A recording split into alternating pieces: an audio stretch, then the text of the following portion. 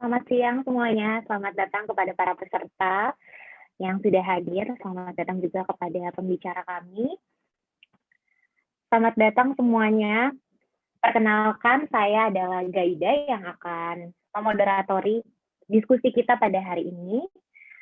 Untuk perkenalannya, saya adalah praktisi di dunia pendidikan anak-anak, tepatnya saya kini bekerja di PT Montessori House Asia sebagai lecturer, baik untuk orang dewasa dan juga untuk anak-anak. Salam kenal untuk semua, semoga hari ini diskusi kita menyenangkan.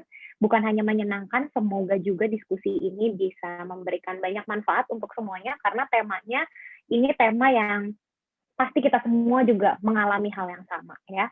Erat kaitannya dengan penggunaan gawai atau gadget, ya.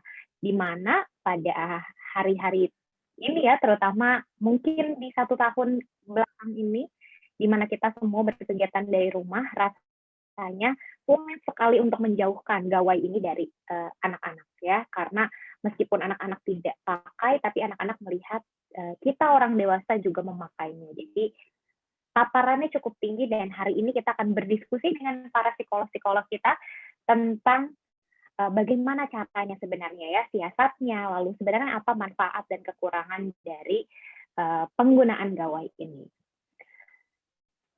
Nah, sebelum saya buka caranya, saya ingin menyapa dulu. Wah, ini luar biasa ya, pesertanya berasal dari berbagai daerah di Indonesia. Ada dari Gorontalo, Semarang, Jakarta, Bandung ya.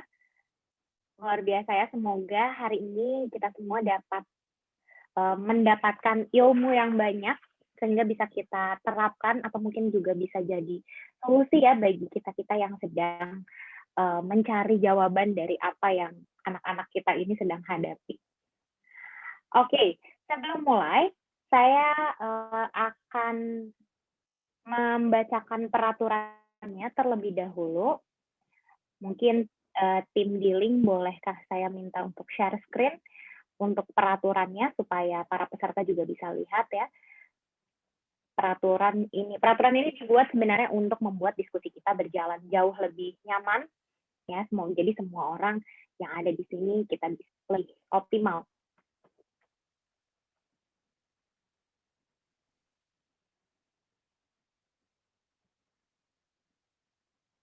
Oke, terima kasih ya. Jadi seperti yang dapat dilihat di layar kita masing-masing, ini adalah tata tertib selama proses diskusi ini berjalan. Yang pertama, mohon untuk tidak mengaktifkan suara selama pemateri memberikan paparan ya. Jadi nanti akan ada nanti kita akan memberikan sesi tanya jawab setelah selesai pemaparan ya.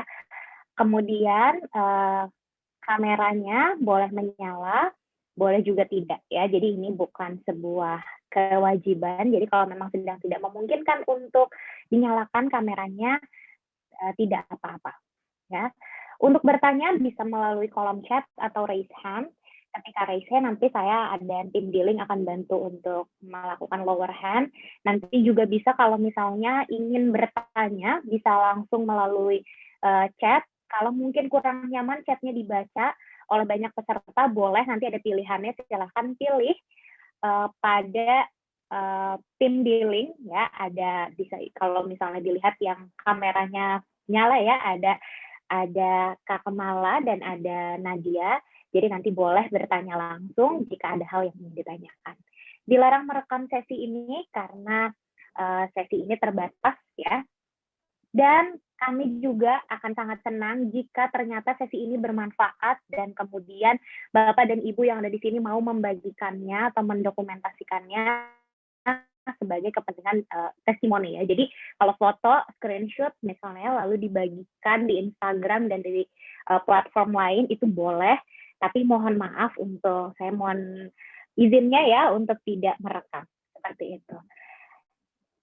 Lalu kemudian domisili untuk nama peserta mohon diganti menjadi domisili underscore nama peserta ya, supaya ini akan memudahkan tim dealing melakukan siapa saja yang hadir pada hari ini. Seperti itu. Saya ingatkan juga untuk datang atau hadir sepenuhnya ya, sepenuhnya.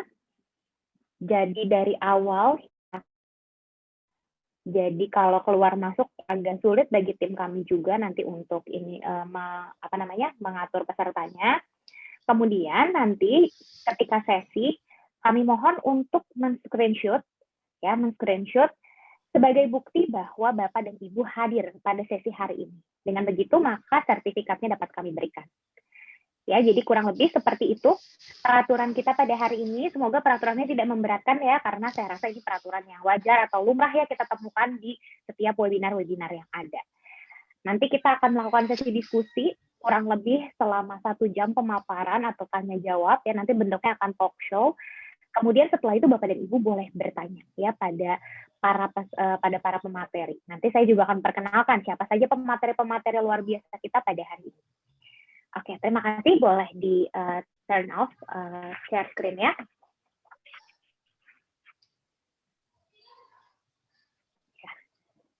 Oke, terima kasih banyak. Saya sudah bacakan tadi dari peraturannya, ya. Dan saya juga ingin mengumumkan kabar bahagianya bahwa jika nanti Bapak dan Ibu melakukan testimoni ya, memposting ini ke media sosial, kemudian menandai atau tag Instagramnya Dealing, nanti akan berkesempatan mendapatkan hadiah. Ya, nanti hadiahnya akan dipilih oleh tim Dealing dan akan dikirimkan. Jadi kalau misalnya nanti upload testimoni, jangan lupa untuk tag Dealing. Ya, oke.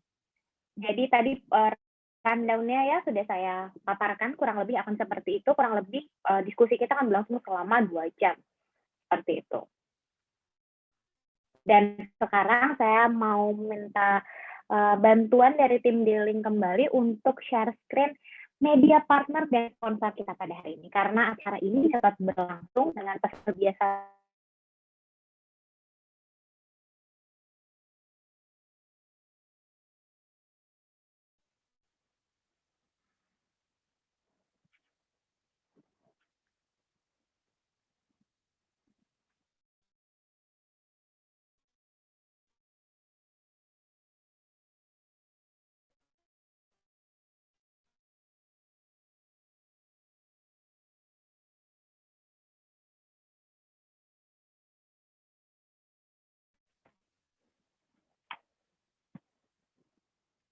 Oke, apakah sudah bisa share screen untuk media partnernya?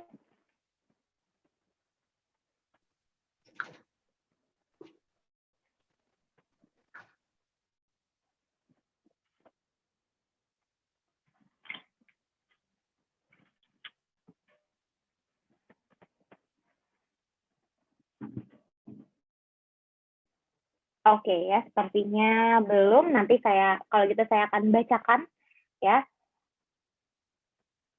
Siapa saja pihak-pihak yang telah mendukung acara ini berlangsung.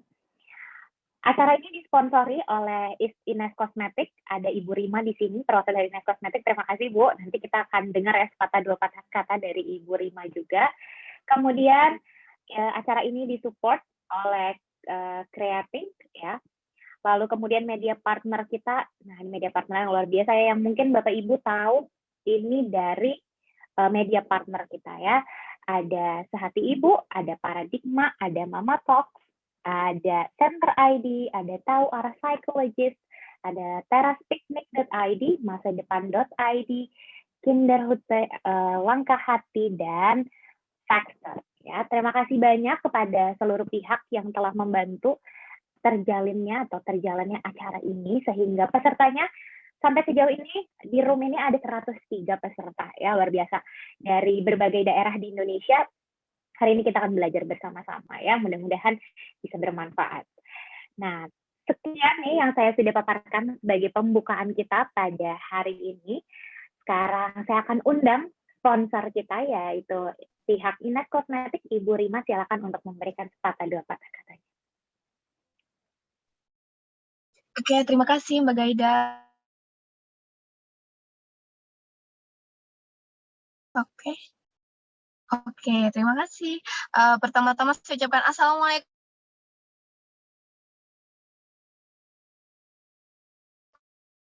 semua ya. Nah, jadi di sini perkenalkan, saya Rima, saya perwakilan dari Ines narasumber kita hari ini, serta moderator serta MC kita hari ini yang sudah mengizinkan saya untuk menjelaskan sedikit tentang Ines Kosmetik ya.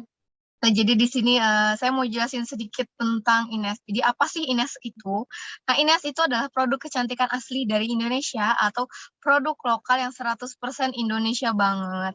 Karena Ines sendiri itu sudah berdiri sejak tahun 1998, tepatnya di Kota Malang, Jawa Timur. Jadi sudah 23 tahun nih Ines Kosmetik menemani wanita-wanita Indonesia. Nah, Ines Kosmetik juga punya serangkaian produk nih, yang dimana tadi sudah kita lihat sebagian produknya ya. Nah, jadi itu meliputi dari skincare, body care, dan juga make up. Nah, skincare dan body care di sini juga bisa dipakai untuk laki-laki ya. Jadi kalau teman-teman mau beliin suami, pacar, mertua, atau TTM ya, itu bisa banget ya beli Ines Kosmetik karena produk-produk dari Ines itu pasti sudah teruji klinis dan juga diproduksi dengan bahan-bahan yang berkualitas ya, karena kita sudah mengantongi izin BPOM serta mengantongi sertifikat halal dari MUI. Produk Ines sendiri kita pasti sudah terjamin ya.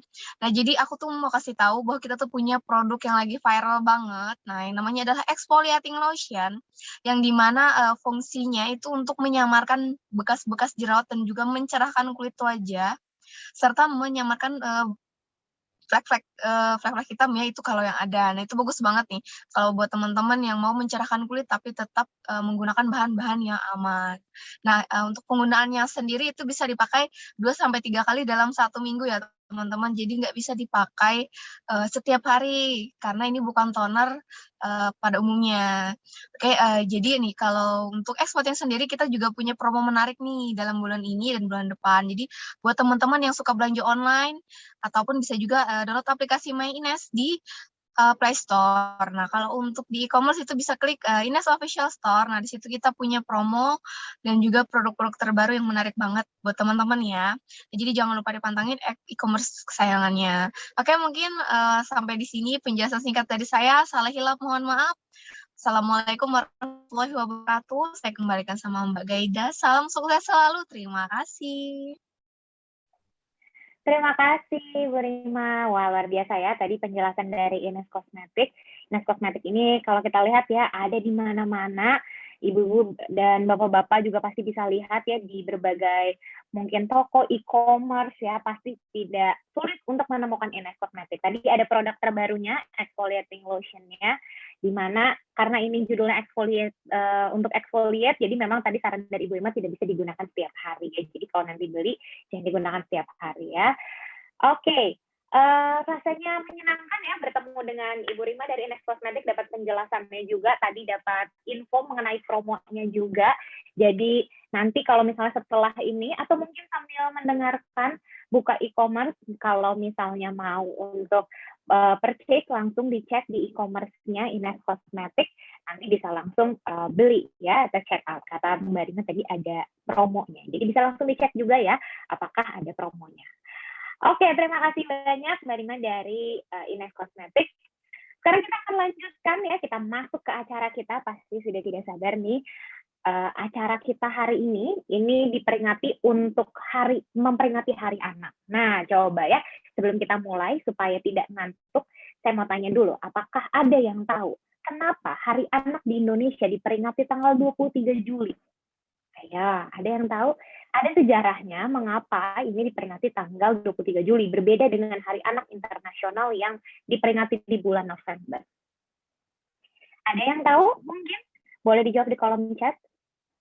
Kalau mau on kamera dan on mic-nya juga boleh ya, kalau memang sudah research terlebih dahulu nih, kenapa? Adakah yang tahu? Sejarahnya ya, karena sebenarnya banyak sekali hari-hari nasional yang ternyata ada sejarah-sejarahnya, termasuk Hari Anak ini. Ya, kalau tidak tahu ya, karena tidak, oh ada nih, disahkannya UU nomor 4 tentang kesejahteraan anak-anak. Wah, ada Kak Yudit ya, dari Bogor. Nah, jadi sejarahnya ini adalah karena pada saat itu, ini diperingati dulunya, ini namanya bukan Hari Anak pada awalnya. Jadi namanya ini dulu adalah Pekan Kanak-Kanak. Ya, pada zaman pemerintahan Soeharto ini disebut sebagai Pekan Kanak-Kanak. Kemudian, ini dipilih tanggal 23 Juli ini, alasannya salah satunya adalah karena ini adalah biasanya hari libur anak-anak sekolah. Ya, seperti kita juga mungkin ya, anak-anak kita juga mungkin di bulan-bulan Juli ini ya, liburan sekolah. Jadi maka dari itu, kenapa bulan Juli ini, terutama di tanggal 23 ini, memang jadi diperingati sebagai Hari Kanak-Kanak ya. Jadi memang ini kita peringati berbeda dengan Hari Anak-Anak Internasional. Dan setiap negara biasanya mereka punya hari anak-anaknya sendiri. Ya. Nah, jadi terima kasih ya Kak Yudit informasinya juga, karena sama juga disahkannya UU tentang kesejahteraan anak. Nah, kalau begitu saya sudah menjelaskan nih alasannya kenapa Giling akhirnya mengadakan sesi ini. Tadi karena memang gadget ini adalah salah satu concern utama dari para orang tua. Saya sendiri sebagai praktisi, saya mengajar anak-anak dari mulai usia bayi sampai usia 6 tahun. Saya juga lecturer pengajar Montessori, jadi banyak sekali mendengar keluhan-keluhan dari orang tua mengenai permasalahan gadget ini ya, atau gawai. Betapa anak-anak ini sulit sekali rasanya lepas dari gadget, apalagi setelah adanya masa pandemi ini, di mana bahkan sekolah saja pakai layar ya. Jadi bagaimana mungkin anak-anaknya lepas dari layar ya? Sulit sekali, tantangannya pasti besar. Nah, hari ini kita akan bahas, pasti banyak dari kita yang juga bertanya-tanya mengenai apakah ada pengaruhnya terhadap perkembangan anak-anak ya? Apakah ada pengaruhnya terhadap kemampuan sosial dan lain-lain? Nanti kita akan dengarkan bersama-sama dari para pemateri kita. Nah, mungkin kalau dari posternya sudah lihat ya, pemateri kita ada 2 orang di sini ya. Ada Mbak Resti dan ada Mbak Ajeng. Nanti kita tanya ya, apakah mau dipanggil Mbak, mau dipanggil Kakak, Ibu, mungkin ya. Nanti kita tanya ya, mana yang lebih nyaman. Oke, sudah kita lihat ada Mbak Resti. Coba boleh. Selamat datang Mbak Resti. Halo, selamat siang. Halo, selamat siang Selamat teman-teman, siang. ayah, bunda, kakak Gaida, dan teman-teman di link semua. Apa kabarnya hari ini? Alhamdulillah baik dan harus tetap sehat di tengah pandemi ini ya. Semoga Ya, kakak betul ya. sehat-sehat dan teman-teman juga sehat-sehat. Alhamdulillah ya, sehat, luar biasa. Terima kasih. Nanti saya akan bacakan profil lengkapnya ya dari Mbak Resti. Kita sapa-sapa dulu. Lagi ada Mbak Ajeng di sini. Halo Mbak Ajeng. Halo Gaida. Halo, apa Halo kabar? teman-teman semuanya, baik, alhamdulillah. Baik, Ya, alhamdulillah. Sehat ya, alhamdulillah. Nah, kita akan berkenalan nanti lebih lengkap ya dengan Mbak Ajeng dan Mbak Resti, yang adalah psikolog-psikolog kita. Jadi kalau bertanya, ini kredibilitasnya tidak perlu kita pertanyakan lagi ya. Ini sudah menempuh pendidikan yang tidak mudah ya sebagai psikolog klinis anak dan remaja. Kalau begitu saya mau minta tolong untuk dari tim Diling bantuannya untuk share screen. Kita lihat profil dari Mbak Resti terlebih dahulu ya.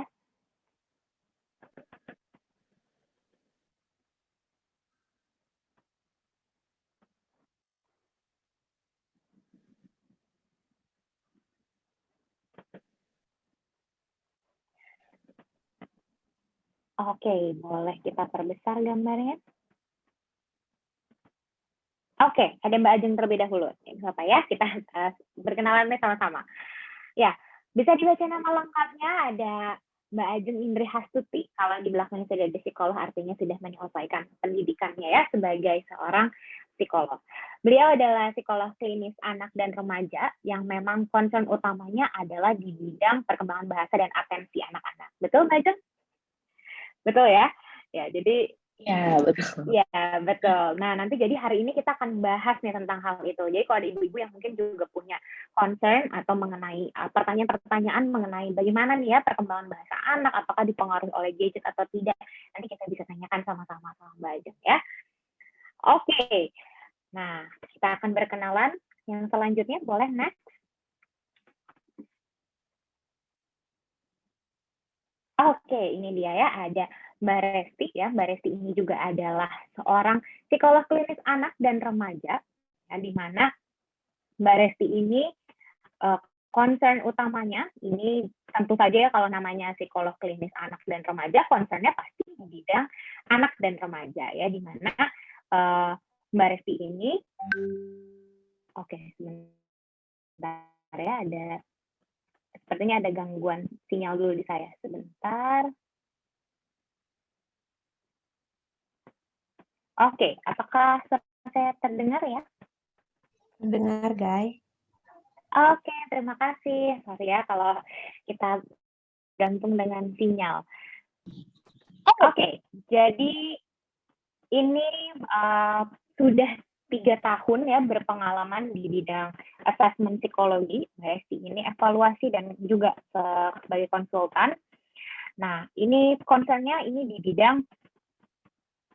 bidang perkembangan anak-anak. Jadi untuk anak-anak kalau nanti mau bertanya tentang perkembangan anak-anak, biasanya nih orang tua nih tertarik dengan yang namanya milestone ya. Di beberapa kelas-kelas saya di Montessori ini biasanya bertanya tentang milestone anak-anak. Sesuai milestone nggak ini ya gitu biasanya. Kemudian ini Mbak Resti ini juga tertarik pada pembahasan mengenai hubungan anak dan orang tua serta hubungan atau perkembangan well-being pada anak-anak ya. Oke, terima kasih. Ada lagi slide-nya?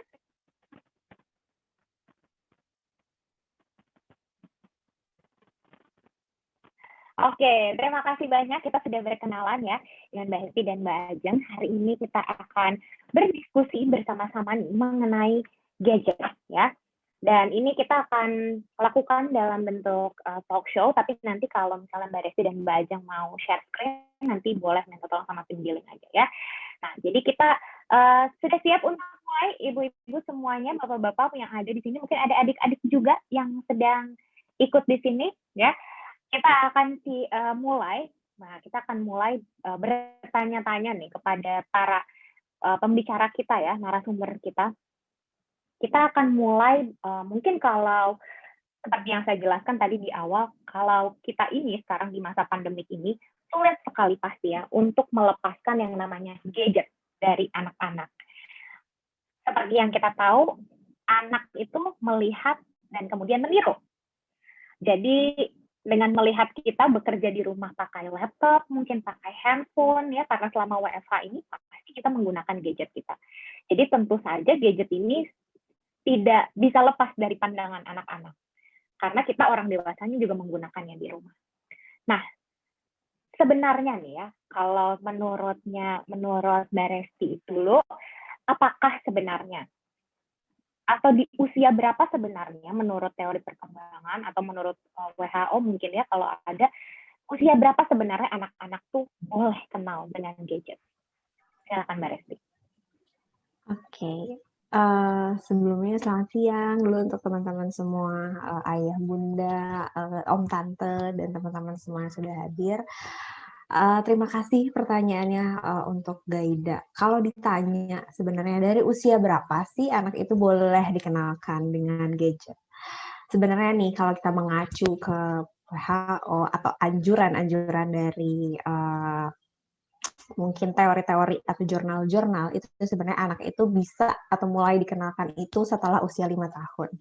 Kenapa? Karena sebenarnya anak itu kan apa ya, kayak kemampuan untuk fokusnya itu sebenarnya masih terbatas. Jadi dia masih pindah gitu. Nah, ketika sudah dipaparkan dari sedini mungkin, sebenarnya anak itu yang apa ya, fokusnya itu yang sangat-sangat mudah pindah ini akan membuat anak itu ketika besar itu jadi lebih tidak sabaran sebenarnya, karena misalnya kita nonton video deh di YouTube gitu kan, itu tuh cepat sekali perpindahannya gitu. Jadi anak-anak itu sebenarnya yang dikhawatirkan dampaknya adalah dia akan bisa jadi kurang sabar dengan hal-hal yang mungkin tidak secepat itu. Tapi balik lagi, kita masuk di dunia yang sekarang, yang tadi juga Gaida sudah sampaikan, kalau misalnya kan lagi pandemi, semua itu sudah mulai dikenalkan dengan teknologi gitu. Jadi jadi sebenarnya kalau menurut teori itu 5 tahun, tapi mungkin ada sekarang ayah bunda karena ada faktor-faktor lain, karena mungkin sibuk juga di kantor atau misalnya dan lain sebagainya, jadi sudah diberi lebih dini. Kalau menurut saya sebenarnya itu tidak masalah, karena sebenarnya anak-anak itu kan juga sekarang sudah harus dikenalkan dengan teknologi. Karena tentu banyak hal-hal positif yang juga bisa kita dapatkan dari teknologi. Tapi ayah bunda itu harus tahu batasannya seperti apa. Dan tentang batasannya atau seperti apa nanti mungkin bisa lebih lanjut dijelaskan oleh Mbak Ajeng gitu. Oke, terima kasih ya Mbak Resti. Jadi kita jadi tahu nih ya, Ibu, informasi pertama yang kita dapatkan adalah ternyata sebenarnya berdasarkan anjurannya sebenarnya 5 tahun. Tapi ya sekarang kita lihat rasanya lagu-lagu yang keluar di YouTube itu buat anak-anak justru bahkan di bawah 3 tahun ya.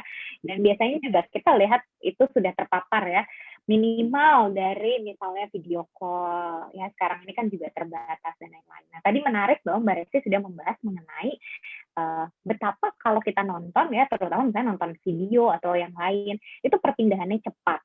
Dan itu yang juga akan mempengaruhi nanti fokus anak. Nah, pas sekali nih dengan field-nya atau bidangnya dari Mbak Ajeng, di mana Mbak Ajeng ini kan field-nya khusus mengenai atensinya anak-anak. Nah, coba ya kita mau tahu seberapa sebenarnya berpengaruhnya atensi anak-anak dengan gadget itu sendiri. Silakan Mbak Ajeng. Oke, tadi dari Resti sudah menyampaikan gitu ya. Sebelumnya ini saya juga mau menyapa dulu deh sebelum jawab teman-teman semuanya gitu ya. Ada banyak banget ternyata siang ini di 121 orang, ada yang baru pertama kali ketemu juga di sini, ada yang udah pernah ketemu juga, ada rekan sejawat juga banyak gitu ya. Mungkin nanti juga teman-teman harapannya bisa ikut diskusi gitu di dalam sesi ini, jadi kita tambah seru gitu ya. Nah, berikutnya tadi menjawab gitu, apakah seberapa sih gadget itu mempengaruhi atensi gitu ya. Jadi gini, kalau misalkan mau ngomongin ke arah sana gitu, saya tuh lebih prefer kita ngomongin dulu nih, apa sih sebenarnya gadget gitu ya, sebelum maju ke arah dampaknya gitu sebenarnya. Gadget itu tuh apa sih gitu. Terutama untuk hari ini kita fokusin dulu ya gitu. Gadget yang dimaksud itu kalau kita cari-cari gitu di internet, kita searching, udah pakai gadget nih kita searchingnya berarti ya, udah pakai handphone atau laptop atau tablet gitu. Nah, sejalan banget. Jadi sebenarnya gadget sendiri itu artinya adalah sebuah alat elektronik atau mekanik yang kecil yang bisa dibilang itu cerdas gitu. Nah, untuk hari ini mungkin spesifik kita akan bahas tentang 3 sih kalau saya gitu ya. Ada handphone, ada laptop, dan ada tablet atau iPad gitu.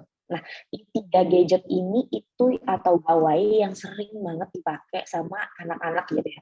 Dari anak-anak iya, dari SD, TK, SD, SMP, SMA, sampai anak kuliah mahasiswi gitu, dan orang tua yang bekerja.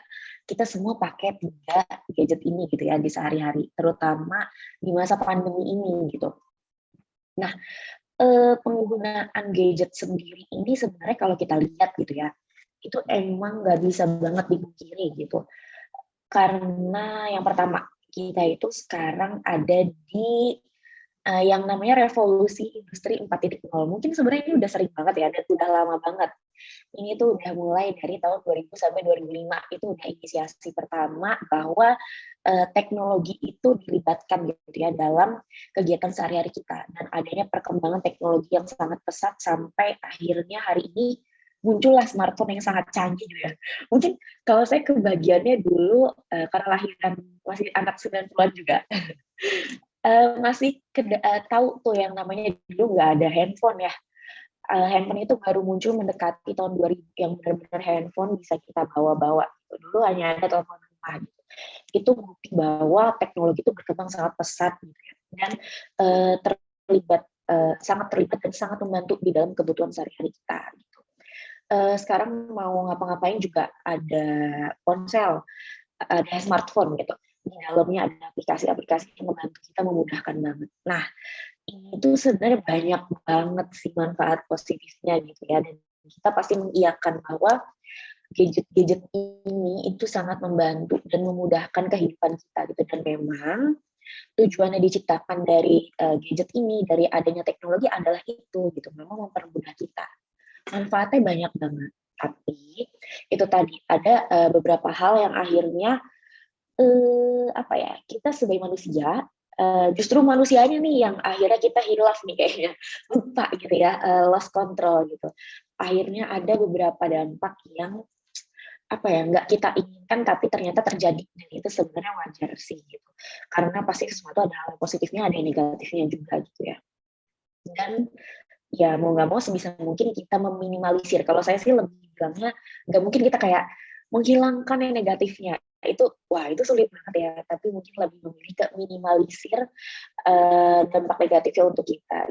Nah, kalau misalkan tadi Mbak Resti udah menyebutkan gitu bahwa ada loh dampak dari penggunaan gadget ini gitu, terutama yang 3 tadi ya gitu, ke anak, terutama atensinya. Itu kalau saya bilang bisa saya setujui iya gitu. Kenapa? Karena tadi gitu, selain memang kapasitas anak sendiri belum mampu mengontrol dirinya, mengontrol atensinya gitu ya, belum mampu fokus, masih dalam masa berkembang gitu, bahwa kebiasaan juga, dan sebenarnya ini tergantung juga sih konten yang dilihat anak itu apa di dalam gadgetnya gitu. Misalkan ini kita ambil satu contoh dulu gitu ya. Misalkan anak itu sering banget nonton aja kerjaannya gitu, nonton dari gadget, dan biasanya kalau dia bosan dia bisa langsung gantikan. Kita yang kontrol gadgetnya, dia tahu caranya, nggak mau ganti. Nah itu akhirnya yang bisa jadi salah satu faktor gitu yang mempengaruhi bahwa anak ini atensinya kurang mampu mempertahankan atensi akhirnya, atau sulit mempertahankan atensi di kegiatan lain gitu, karena terbiasa ya udah kalau bosan berarti ganti, kalau bosan ganti, segitu banyaknya gitu ya bisa kita lihat di dalam smartphone itu atau di dalam tablet biasanya kalau anak gitu. Jadi panjang ya, jadi maksudnya saya jadi jelasin panjang. Gak apa-apa Mbak Resti, seru banget ya, seru banget. Makasih. Kita jadi tahu banyak hal dari situ ya. Kita jadi tahu bahwa gadget, mulai dari bahkan dari definisinya. Gadget itu apa sih? Selama ini kita bilang, dan main gadget, anaknya dan main gadget. Sebenarnya gadget itu apa sih? Ya, tadi sudah dijelaskan, gadget itu sebenarnya perangkat elektronik kecil yang biasanya kita bisa gunakan, dan tadi ada kata kuncinya cerdas ya gitu. Nah, ini yang menjadi agak tricky ya. Gawainya cerdas ya, gimana kita tinggal menggunakannya juga harus dengan cerdas. Tadi Mbak Ajeng juga bilang bahwa sebenarnya pengaruhnya itu tergantung dari digunakan sebagai apa ya. Sebentar. Oke, betul ya. Digunakan sebagai apa? Kalau bisa jadi buruk, bisa jadi baik, tergantung bagaimana cara kita mengenalkannya juga pada anak-anak ya. Tadi setuju ya, berarti kita di sini sama-sama setuju juga bahwa itu memang berpengaruh pada atensi anak-anak kita juga ya. Nah, oke, kita jadi tadi boleh sambil dicatat-catat ya Ibu ya, nanti kalau misalnya sambil share testimoni, boleh sambil di-share juga catatannya supaya bukan hanya testimoni saja, tapi ya mungkin saja ketika kita share, orang lain yang sebenarnya sedang bertanya-tanya tapi tidak bisa hadir nih di sesi kita kali ini, jadi tahu ilmunya dari apa yang kita share ya di media sosial. Nah, Oke, terima kasih nih. Kita jadi tahu tentang hubungannya gadget ini dengan atensi itu seperti apa ya. Jadi ketika kita memilih konten kita juga perlu hati-hati gitu ya. Nah, ada yang menarik lagi yang biasanya nih ya. Saya juga biasanya, namanya juga guru TK ya, pasti banyak dapat pertanyaan dari orang tua murid.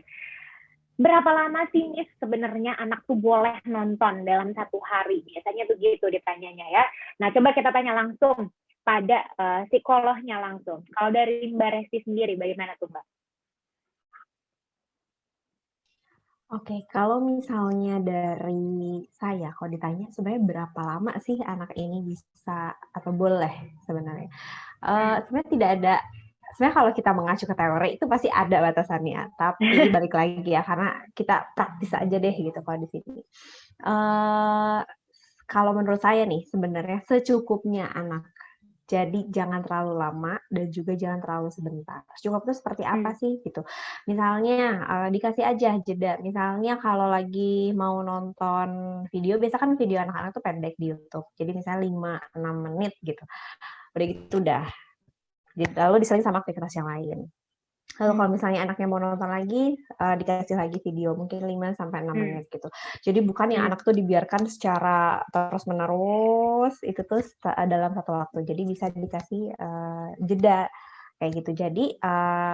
Jadi anak juga sebenarnya tuh tidak akan terlalu terpaku atau duduk diem aja dengan gadgetnya gitu. Karena sekarang kan jadi problem kita tuh kita kayak ini ya, kita kayak sama handphone tuh kayak udah jadi bestie banget gitu loh. Karena kita susah banget melepas ponsel gitu. Jadi cara tersebut bisa dicoba oleh ayah bunda.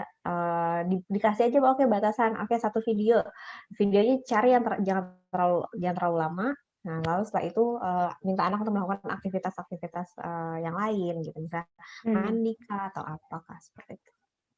Oke.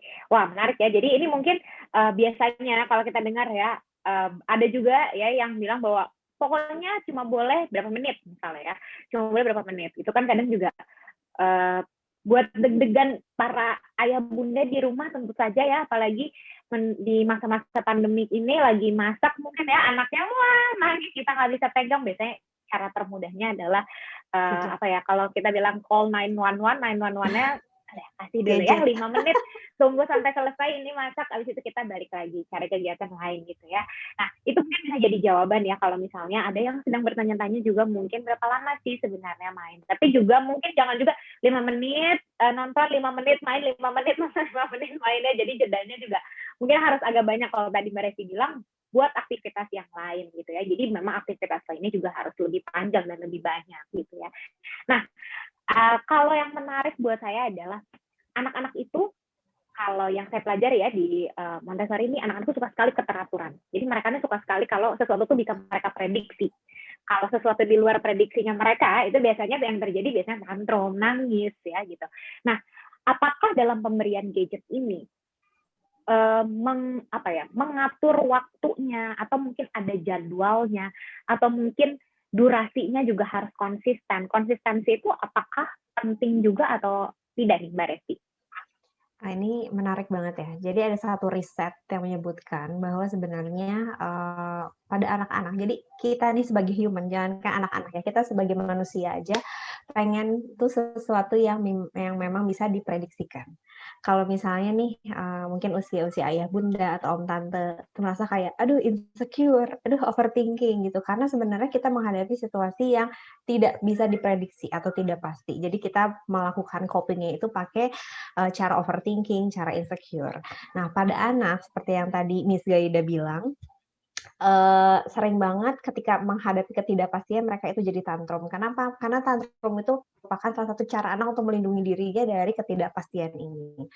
Nah, pada anak yang lebih kecil, merasa safe itu kan udah jadi hal yang utama banget ya. Nah, salah satu cara safe-nya dari anak-anak itu sebenarnya dia dapatkan dari orang dewasa. Gitu. Jadi orang dewasa, orang tua atau om tante, caregiver di sekitarnya. Nah, dan cara yang membuat dia aman itu adalah ketika dia bisa diprediksi nih apa yang akan dilakukan atau apa yang akan terjadi gitu.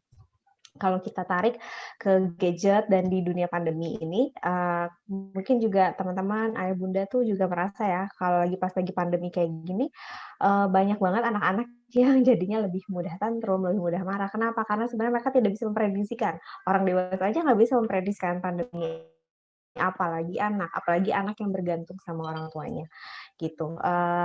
Jadi kalau misalnya ditanya, apakah, harus ada waktu yang konsisten, untuk dalam penggunaan gadget itu kalau menurut saya kalau mengacu ke yang tadi penjelasan yang saya sampaikan, itu berarti jadi hal yang penting juga, gitu. Karena anak itu jadi tahu, oh ternyata kita jadi punya waktu untuk melakukan ini, dia bisa memprediksikan, apa yang akan dilakukan, seperti itu. Meskipun dalam hidup kita juga menyadari bahwa tidak semua hal itu bisa diprediksikan, gitu. Nanti mungkin kita akan bisa bicara lebih lanjut lagi bagaimana itu kan salah satu social skill ya, untuk kita bisa coping dengan ketidakpastian di dunia ini. Nanti kita bisa bahas lebih lanjut. Iya, betul-betul. Wah, menarik ya. Ini jadi kita akan membahas banyak hal nih hari ini. Nah, tadi sudah juga dibahas mengenai, berti harus ada konsistensi. Which is kalau order itu yang biasa kita sebut sebagai aturan. Nah, kita coba tanya sama Mbak Ajeng. Sebenarnya boleh nggak sih kita tuh set aturan mengenai gadget ini, Mbak? Dan kalau boleh, seperti apa harusnya aturannya? Silakan, Mbak. Oke. Melanjutkan tadi ya dari Mbak Resti udah menjelaskan, dan itu emang setuju banget untuk apa yang disampaikan Mbak Resti gitu. Dan terkait dengan aturan ini gitu, boleh nggak ya kita kasih aturan ke anak? Justru kalau terkait gadget ini harus sebenarnya gitu. Tapi harus banget dikasih. Tapi aturan yang kayak gimana sih gitu? Tadi di awal juga disampaikan bahwa sebenarnya sih disaranin anak boleh pakai gadget di atas 5 tahun gitu ya. Tapi kalau kita mau lihat-lihat lagi, mencari-cari, itu ada sebenarnya aturan dari American Academy of Pediatrics gitu. Emang mereka menjelaskan nih sebenarnya gadget itu boleh dikasih ke anak di usia berapa gitu. Nah, tadi emang benar kita secukupnya gitu ya ngasihnya. Nah, kalau dari American Academy of Pediatrics ini, dia menjelaskannya lebih ke selain dari durasi, ada juga prasyarat konten yang bisa kita sampaikan ke anak, konten yang bisa diakses anak gitu. Dan misalkan contohnya gini, saya coba sebutin dulu ya. Misalkan untuk anak di bawah 18 bulan, sebenarnya kan agak khawatir gitu ya. Dan ini banyak terjadi gitu di lingkungan, kayak misalkan anaknya susah makan, ya udah dikasih gitu ya sambil pakai gadget, curi-curi gitu biar mau makan. Nah, itu banyak banget kejadian gitu. Nah, sebenarnya boleh sih gitu, kalau kata AAP sendiri boleh dikasih. Tapi apa sih yang boleh dikasih? Sebenarnya kalau anak 0 sampai 18 bulan itu yang boleh dikasih adalah video call aja. Nah, mulai kelihatan ya gitu bahwa fungsinya kok yang dikasih video call doang ya? Karena sebenarnya video call itu kebutuhan. Kalau kita lihat aplikasinya, misalkan ada orang tuanya yang tidak tinggal satu rumah, dalam arti ayahnya kerja di luar kota, misalkan gitu ya. Pasti anak juga bisa mau dong ketemu sama ayahnya gitu, ada dong interaksi sama ayahnya. Itu bisa dikasih buat anak 0 sampai 18 bulan, dikasihnya itu aja kalau di gadget. Itu dulu gitu, dan dengan durasi kurang dari 1 jam itu idealnya gitu ya, itu sebaiknya kalau kata HP gitu. Nah, kemudian anak naik lagi nih usianya dari 18 sampai 2 tahun, 18 bulan sampai 24 bulan gitu. Boleh dia dikasih gadget gitu ya, mau nggak mau nih, nggak bisa memungkiri kita gitu. Kalau misalkan zaman sekarang dia lihat juga orang tua pakai gadget, ya pasti dia penasaran dong gitu. Sebenarnya itu buat apa sih gitu? Boleh dia dikasih gitu, tapi dengan syarat. Aturannya itu adalah kontennya harus, kalau dia bilang high quality content. High quality itu kayak gimana gitu, yang dimana sebenarnya ini juga dampak positif gitu ya dari gadget. Kita bisa akses tentang video-video lagu-lagu anak yang mengajarkan kayak huruf, mengajarkan banyak benda-benda gitu. Nah, itu high quality-nya itu di situ gitu, dimana kegiatan itu bisa menambah pengetahuan anak. Emang khusus buat itu gitu, buat anak belajar membedakan sesuatu, terus nama-nama buah, yang banyak hal itu boleh, tapi tetap kurang dari 1 jam gitu. Tadi gitu diatur-atur, mungkin Ya cuma sekarang 5 menit gitu ya, maksudnya nggak terlalu banyak, tapi maksimal sih kenanya 1 jam lah, maksimal banget. Itu ada juga di anak 2 sampai 5 tahun, sama sebenarnya gitu. Kontennya juga harus diperhatikan dengan betul-betul gitu ya, apa yang diakses oleh anak.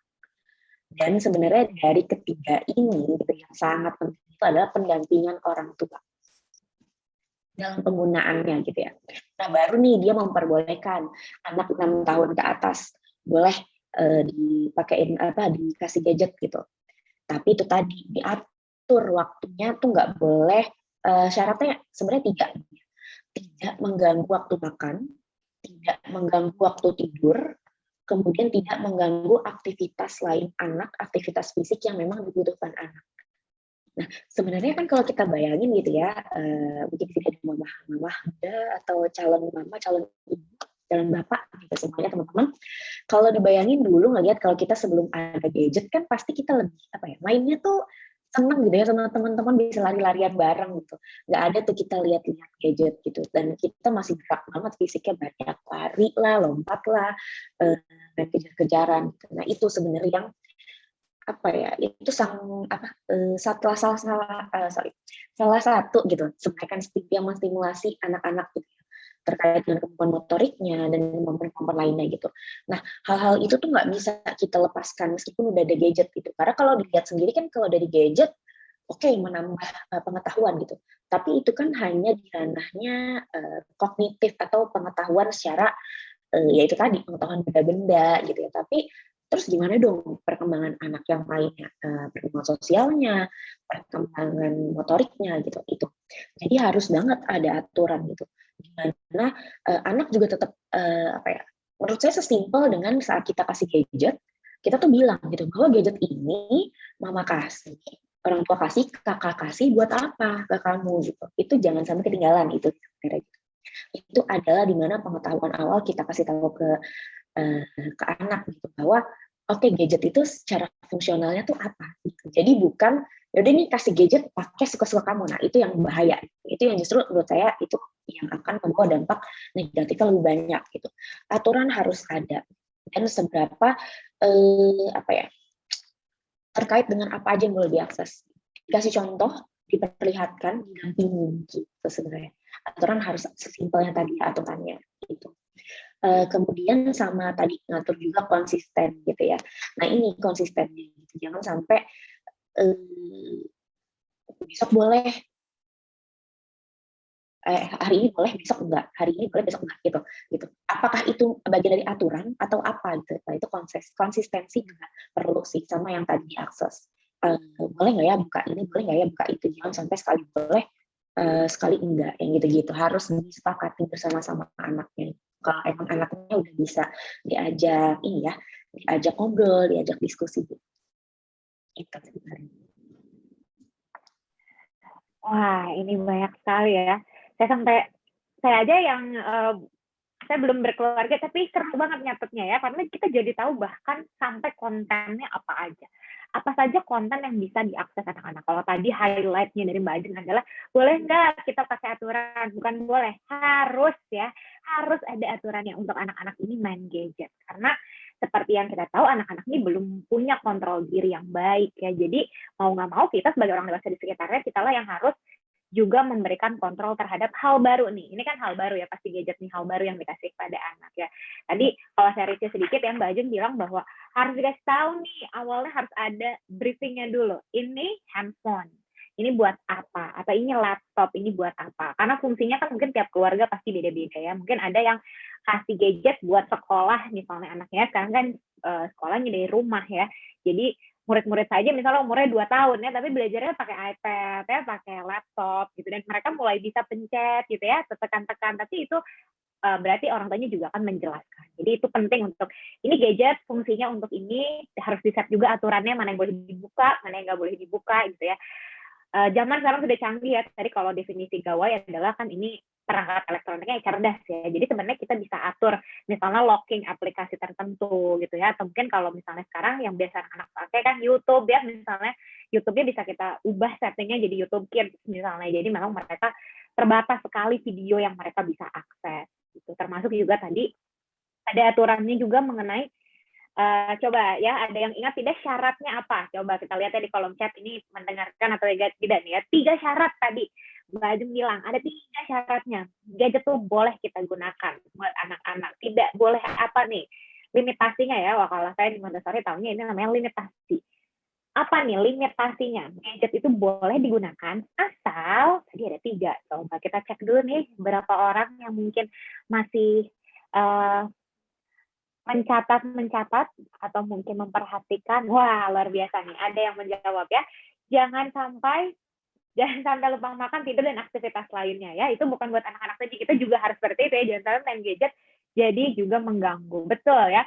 Jadi tidak mengganggu aktivitas anak, tidak mengganggu waktu makan, tidak mengganggu waktu tidur. Betul sekali. Wah, luar biasa ya. Peserta kita berarti luar biasa nih hari ini ya. Siang-siang mencatat juga nih ya berarti ya, atau mendengarkan dengan seksama. Luar biasa.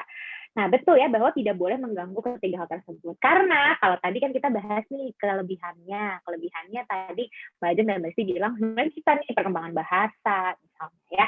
Ada juga mungkin ada social skill-nya juga nanti yang akan kita bahas bareng-bareng sama Mbak Resti ya.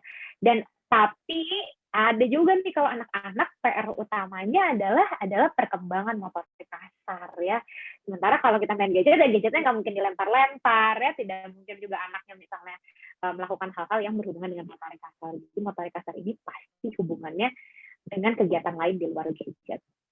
Nah, ini menarik ya tadi kalau ada perkembangan sosial juga nih, yang mungkin akan dipengaruhi oleh gadget itu sendiri. Nah, ini kita tanya pada psikolog kita yang memang di bidangnya mempelajari mengenai tentang perkembangan anak-anak ya. Kepada Mbak Resti kita mau tanya nih ya, Mbak Resti, sebenarnya perkembangan sosial apa sih yang bisa kita harapkan dari adanya gadget di anak-anak ini? Oke. Kalau ditanya sebenarnya, mungkin sebelum kita ngomongin soal skill-skill apa sih yang anak itu dapat gitu ya dari gadget, kita tuh perlu tahu sebenarnya social skill itu apa, atau keterampilan sosial tuh sebenarnya itu apa sih. Kan kita sering dengar ya selama pandemi ini, aduh karena pandemi social skill anakku gimana dong, kayak gitu-gitu. Tapi kita kayak kurang tahu sebenarnya social skill itu apa sih gitu. Jadi social skill ini adalah seperangkat keterampilan yang memang pada dasarnya secara naluri ya itu sudah dimiliki oleh setiap orang. Gitu. Jadi setiap anak yang lahir di dunia ini itu sebenarnya memiliki si keterampilan sosial tersebut. Sayangnya untuk akhirnya dia bisa keluar perlu dipertajam. Jadi perlu dipertajam dan perlu diasah. Dengan cara apa? Dengan memerlukan usaha dan latihan. Ini sebenarnya yang paling susah itu. Jadi kayak karena sebenarnya untuk melatih social skill itu perlu banget effort gitu. Dan di tengah pandemi ini orang tua juga udah capek gitu. Jadi kadang tidak punya energi gitu loh untuk meningkatkan skill-skill anak gitu.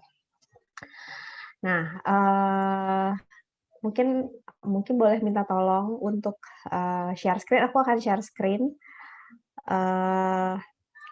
di PPT-ku, boleh ya, tentang sebenarnya ada 7 keterampilan sosial apa sih yang penting bagi anak, dan ini sebenarnya apakah kita bisa dapat ini dari gadget atau enggak. Boleh minta tolong untuk share screen ke Mbak Cia. Ada di slide 19.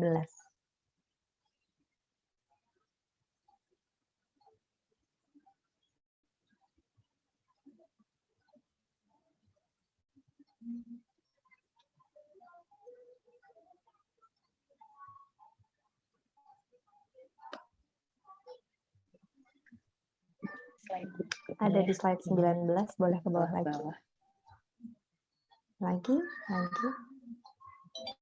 Lagi. Nah, ini dia.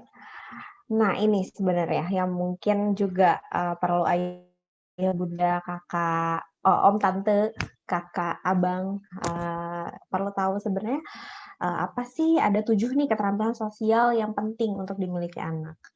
Yang pertama adalah tentang berbagi sebenarnya. Keterampilan sosial yang paling utama ini adalah soal berbagi. Kenapa sih berbagi ini sebenarnya kan ada kecenderungan untuk membagikan apa yang sebenarnya dia itu punya untuk dibagikan ke orang lain, untuk membuat orang lain, untuk membantu orang lain supaya orang itu merasa lebih senang dan lain sebagainya. Kenapa jadi hal ini penting? Karena orang-orang atau anak-anak yang bisa berbagi, yang mau berbagi, yang senang berbagi itu akan meningkatkan self esteem mereka atau keberhargaan diri mereka atau rasa percaya dirinya mereka. Nah, kalau misalnya di gadget sebenarnya bisa nggak sih berbagi? Bisa. Dengan cara apa? Dengan cara misalnya bisa saling sharing video-video lucu gitu kan. Misalnya aku nih punya stiker-stiker lucu gitu, aku kirim ke temanku. Itu juga sebenarnya sudah salah satu cara berbagi gitu. Atau misalnya sekarang itu di tengah pandemi ini kan banyak banget nih kayak komunitas-komunitas yang menggalang dana. Kita bisa juga mengajak anak kita melalui gadget nih untuk kita bisa berbagi. Misalnya kita membagikan mainannya atau membagikan buku-bukunya yang sudah tidak terpakai atau bisa membagikan juga berbagi dalam bentuk uang misalnya ke beberapa platform dan lain sebagainya. Itu sebenarnya sudah juga bisa mengajarkan anak tentang berbagi. Meskipun kita dari rumah aja nih berbaginya. Gitu. Mungkin yang fakta unik soal berbagi sebenarnya ayah bunda. Jadi sebenarnya dari usia 2 tahun ini tuh anak tuh udah bisa loh untuk dia itu diajarkan untuk berbagi. Gitu. Jadi bukan hanya berbagi itu bukan hanya sesuatu yang besar ya, tapi berbagi itu sekedar atau sesimpel berbagi cerita. Jadi misalnya kalau kita lihat nih anak-anak kita usia 2 tahun gitu udah mulai suka berbagi. Misalnya berbagi apa yang dia lihat, atau misalnya apa yang dia suka mainan dan lain sebagainya. Itu adalah hal-hal yang memang bisa kita ajarkan kayak gitu. Jadi dan dengan berbagi ini itu kan juga akan melatih kemampuan komunikasi anak. Gitu. Jadi dengan kita nonton video, dengan kita misalnya main gadget, itu juga kan bisa melatih si keterampilan-keterampilan salah satunya berbagi. Nah, yang kedua, ini adalah keterampilan penting untuk dimiliki anak itu adalah keterampilan untuk bekerja sama. Kalau kerja sama di sini tuh kayak gimana sih kalau dikaitkan dengan gadget ya? Misalnya kita bisa melakukan playdate bersama dengan teman-temannya ayah bunda gitu. Karena sekarang tuh banyak banget board game yang bisa dilakukan secara online. Atau misalnya banyak permainan-permainan yang bisa dilakukan bersama secara online. Ini kan juga bisa melatih sebenarnya kerjasama meskipun memang terbatas gitu ya di dalam dunia maya aja gitu. Tapi ketika anak itu sudah dilatihkan untuk tahu cara bekerja sama itu seperti apa, tahu untuk bisa ambil peran di dalam kelompok, itu tuh akan membantu keterampilan sosial anak. Nah, yang ketiga sebenarnya adalah keterampilan soal mendengarkan gitu. Dampaknya dari kita bermain gadget itu sebenarnya kita jadi nggak fokus sama yang ada di lingkungan sekitar kita ya. Kita itu jadi fokus aja sama diri kita gitu. Padahal sebenarnya mendengarkan itu jadi skill yang utama gitu. Di tengah gadget ini sebenarnya kita bisa juga untuk melatih untuk mendengarkan ya melalui apa sih misalnya kalau anak ini sedang bercerita atau berbagi pengalaman, kita itu bisa mencoba untuk mendengarkan apa yang diceritakan dan juga timbal baliknya sama. Ketika kita sedang menceritakan sesuatu, minta anak juga untuk mendengarkan gitu. Jadi benar-benar ada dua hal yang juga kita ajarkan, berbicara, komunikasi dan juga mendengarkan. Gitu. Lalu ada keterampilan sosial yang penting juga ada soal mengikuti arahan, terus juga ada menghargai jarak personal. Dan itu kan kalau sekarang kita agak sulit ya mungkin ini sudah terlatih menghargai jarak personal karena kita ada social distancing. Tapi sebenarnya yang paling utama adalah menghargai jarak personal. Yang dimaksudkan dalam keterampilan di sini adalah kalau anak itu mau masuk kamar orang tua itu diminta untuk ketuk pintu sebenarnya ke arah sana. Lalu, nah ini juga yang paling penting. Keterampilan sosialnya adalah untuk kontak mata. Jadi sesimpel kontak mata itu adalah untuk melatih keterampilan sosial, ayah bunda. Jadi sering banget karena kita sibuk sama gadget, Jadi kan sering banget anak itu kalau ngobrol tuh nggak pernah lihat mata kita gitu. Jadi sebenarnya ini juga perlu bisa kita latihkan ke anak. Sekedar kayak misalnya lagi video call, itu coba jangan sibuk sendiri. Misalnya kalau lagi video call sama nenek, sama kakek, atau sama teman-teman, atau lagi sekolah online, itu tuh usahakan untuk anak itu melihat mata atau melihat berkontak mata dengan gurunya. Meskipun sebenarnya gurunya juga tidak secara langsung bisa melihat gitu ya. Tapi sebenarnya dengan melatih kontak mata ini akan melatih anak itu untuk meningkatkan social cues atau apa ya, social cues itu karena kita online nih, karena kita ada social distancing ini, karena kita di karantin ini, kita tuh jadi kekurangan waktu untuk bisa ketemu orang secara langsung, untuk bisa ngelihat sebenarnya kalau kita komunikasi nih secara langsung, kita bisa ngelihat kan, oh dia orang ini gesturnya seperti apa, oh dia marah, oh dia kalau misalnya senang tuh senyumnya seperti apa kan. Kalau sekarang itu semuanya terbatas jadi online gitu. Nah, dengan kita melakukan kontak mata, kita tuh sebenarnya bisa melatih anak loh untuk bisa ngelihat, coba lihat deh teman kamu yang ini, kenapa ya dia suaranya bergetar? Oh ternyata dia takut, misalnya takut kalau ditanya sama bu guru. Atau misalnya ini, coba lihat deh, lagi video call sama nenek gitu. Kita bisa ngajak ngobrol juga, kok nenek suaranya atau matanya udah ini ya, udah kayak merem-merem gitu. Oh mungkin karena kita teleponnya udah terlalu lama, mungkin kita udah bisa mengakhiri teleponnya gitu. Jadi dengan sesimpel melakukan kontak mata, kita tuh bisa tahu, kita bisa mengajarkan ke anak juga soal perasaan emosinya, bagaimana perasaan emosi orang lain gitu. Itu meskipun kita hanya terbatas gadget. Yang terakhir adalah tentu ada bertata krama gitu. Jadi ada sesimpel ini juga yang sering dilupakan, sesimpel maaf, minta tolong, terima kasih. Meskipun memang kita tidak bisa menjalankan secara langsung, tapi kan melalui lagi Zoom online atau di sekolah online itu juga tetap kita bisa mengajak hal tersebut. Misalnya mau minta tolong, Bu Guru maaf, misalnya suaranya nggak terdengar atau kayak terima kasih, itu kan juga bisa diajarkan pada anak. Jadi sebenarnya kalau menurut saya pribadi adalah banyak hal-hal yang bisa kita lakukan di rumah. Itu tuh bisa meningkatkan 7 keterampilan sosial anak, tapi gimana caranya kita bisa kreatif aja untuk mengolah hal-hal yang memang terlihat biasa aja, tetap jadi punya makna, gitu. Kakak Gaida, mungkin boleh di stop share, terima kasih. Oh, terima kasih. Ini menarik sekali ya. Kita jadi tahu ada 7 keterampilan sosial yang anak-anak tuh perlu miliki. Dan ini banyak sekali erat kaitannya ya dengan kalau sebagai praktisi, saya lihat langsung ya bagaimana hal ini ada di kelas, apalagi kelasnya kelas online ya. Ketika pertama kali pandemi ini datang, saya termasuk yang memangnya bisa ya anak umur 2 tahun duduk di depan laptop misalnya 30 menit kelas bareng sama kita. Apa bisa anak umur 4 tahun ikut arahan kita ya dari secara online. Tapi setelah 1,5 tahun ini berjalan, apa yang semua tadi Mbak Resi bilang, saya lihat hari ini semua di murid-murid saya, betapa ternyata mereka bisa berbagi sesederhana misalnya ketika temannya nggak bisa mute, saya nggak perlu kasih tahu, terus teman yang lain bilang, gini loh caranya, kamu lihat nggak ada tanda ini, kamu harus klik yang itu, nah nanti kalau kamu klik itu, nanti suaranya kedengeran, dia bisa bilang gitu.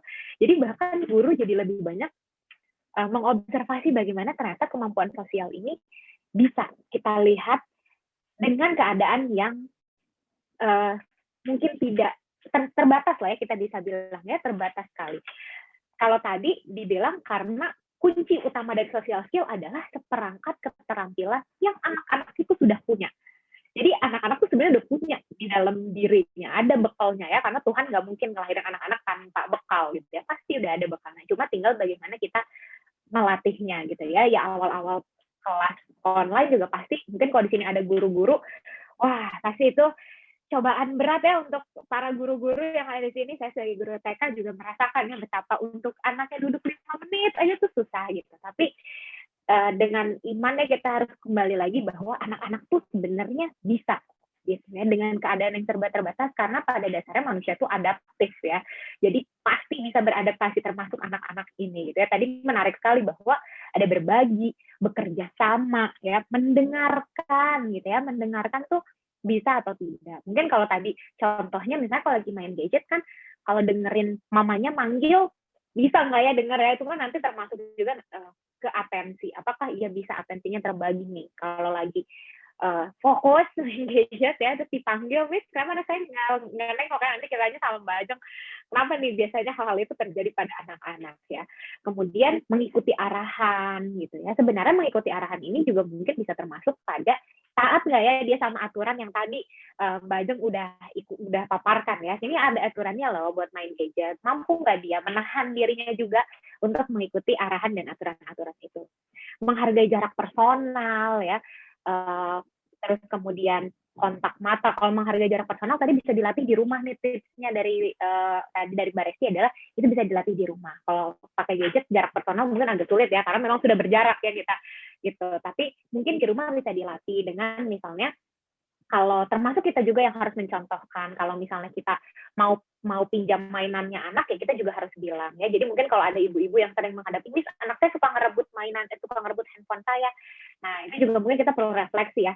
Apakah kita sudah jadi contoh yang baik untuk menjaga jarak personal itu sendiri? Jangan-jangan anaknya lagi main, kita juga suka main ambil, atau misalnya anaknya lagi main, terus kita suka, ada lagi ngapain sih, main apa sih gitu ya. Nanti ketika kita lagi kerja, anaknya nyamperin juga kan, mama lagi apa sih, ngapain sih gitu ya. Karena itu yang kita bahas di awal, bahwa anak-anak tuh meniru ya, meniru apa yang kita lakukan. Bahwa oh, ketika saya sedang bermain, kemudian mama atau papa boleh ganggu, berarti nanti kalau mama papa lagi bekerja, saya juga boleh ganggu gitu ya. Nah, itu yang kita juga perlu latih di rumah ya, sehingga ketika nanti mungkin mudah-mudahan setelah pandemi ini selesai, anak-anak kita punya skill, kemampuan untuk menghargai ya, atau itu juga termasuk tata krama, menjaga jarak personal, tata krama gitu ya. Kemudian tadi ada kontak mata. Nah, ini ya, kontak mata ini padahal sebenarnya kita bisa berkontak mata ya melalui gadget juga, walaupun tidak langsung ya, tapi melalui layar kita bisa lihat ekspresi orang gitu ya. Salah satu pengalaman menarik yang kemarin saya baru terjadi adalah salah satu murid saya bertanya, ya, mereka bertanya pakai bahasa Inggris aja, mereka tanya, Miss Gaida, are you sad? Katanya gitu. Terus saya bingung karena hari itu memang saya sedang sedih, tapi tidak pernah dibagikan pada anak-anak tentunya ya. Tapi anak itu bisa menangkap hal itu. Dan waktu itu saya dapat kabar duka, sehingga murid ini harus belajar dengan guru lain. Kemudian anak ini bilang sama guru yang lain bahwa I know it, Miss Gaida was sad yesterday. Miss Gaida kemarin sedih. So this is why Miss Gaida said, I bet she's crying right now. Dia bahkan tahu bahwa kalau orang sedih itu nangis pasti gitu ya. Jadi hal itu yang bahkan tidak pernah saya ekspektasikan misalnya dari anak usia 5 tahun gitu ya.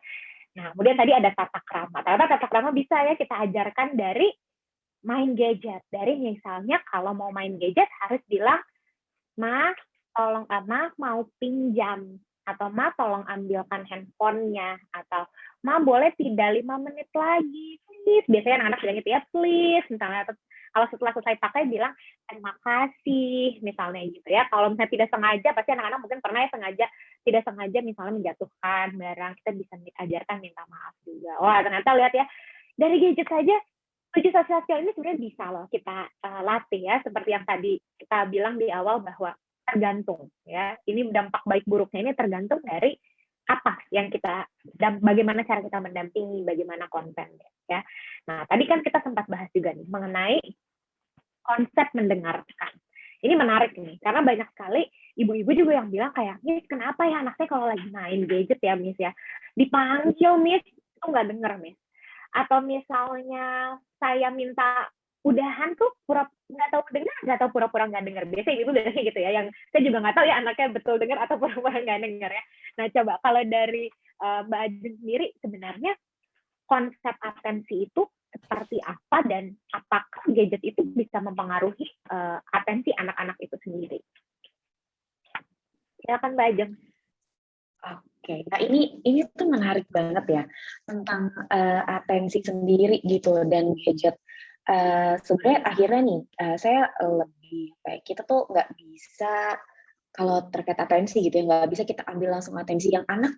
Jadi anak saya tuh jadi nggak atensi nih gara-gara kebanyakan main gadget gitu. Tapi yang mau saya tanya itu atensi yang mananya dulu gitu. Tadi misalkan Mbak Gaida udah contohin juga gitu ya. Kalau dipanggil mamanya suka nggak denger. Ini coba nih diklik lagi gitu.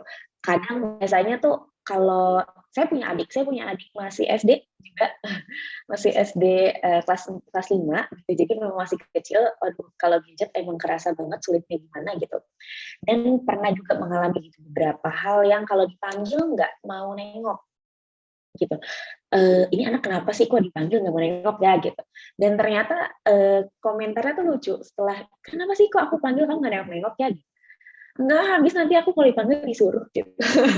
Jadi sebenarnya dia kedengar.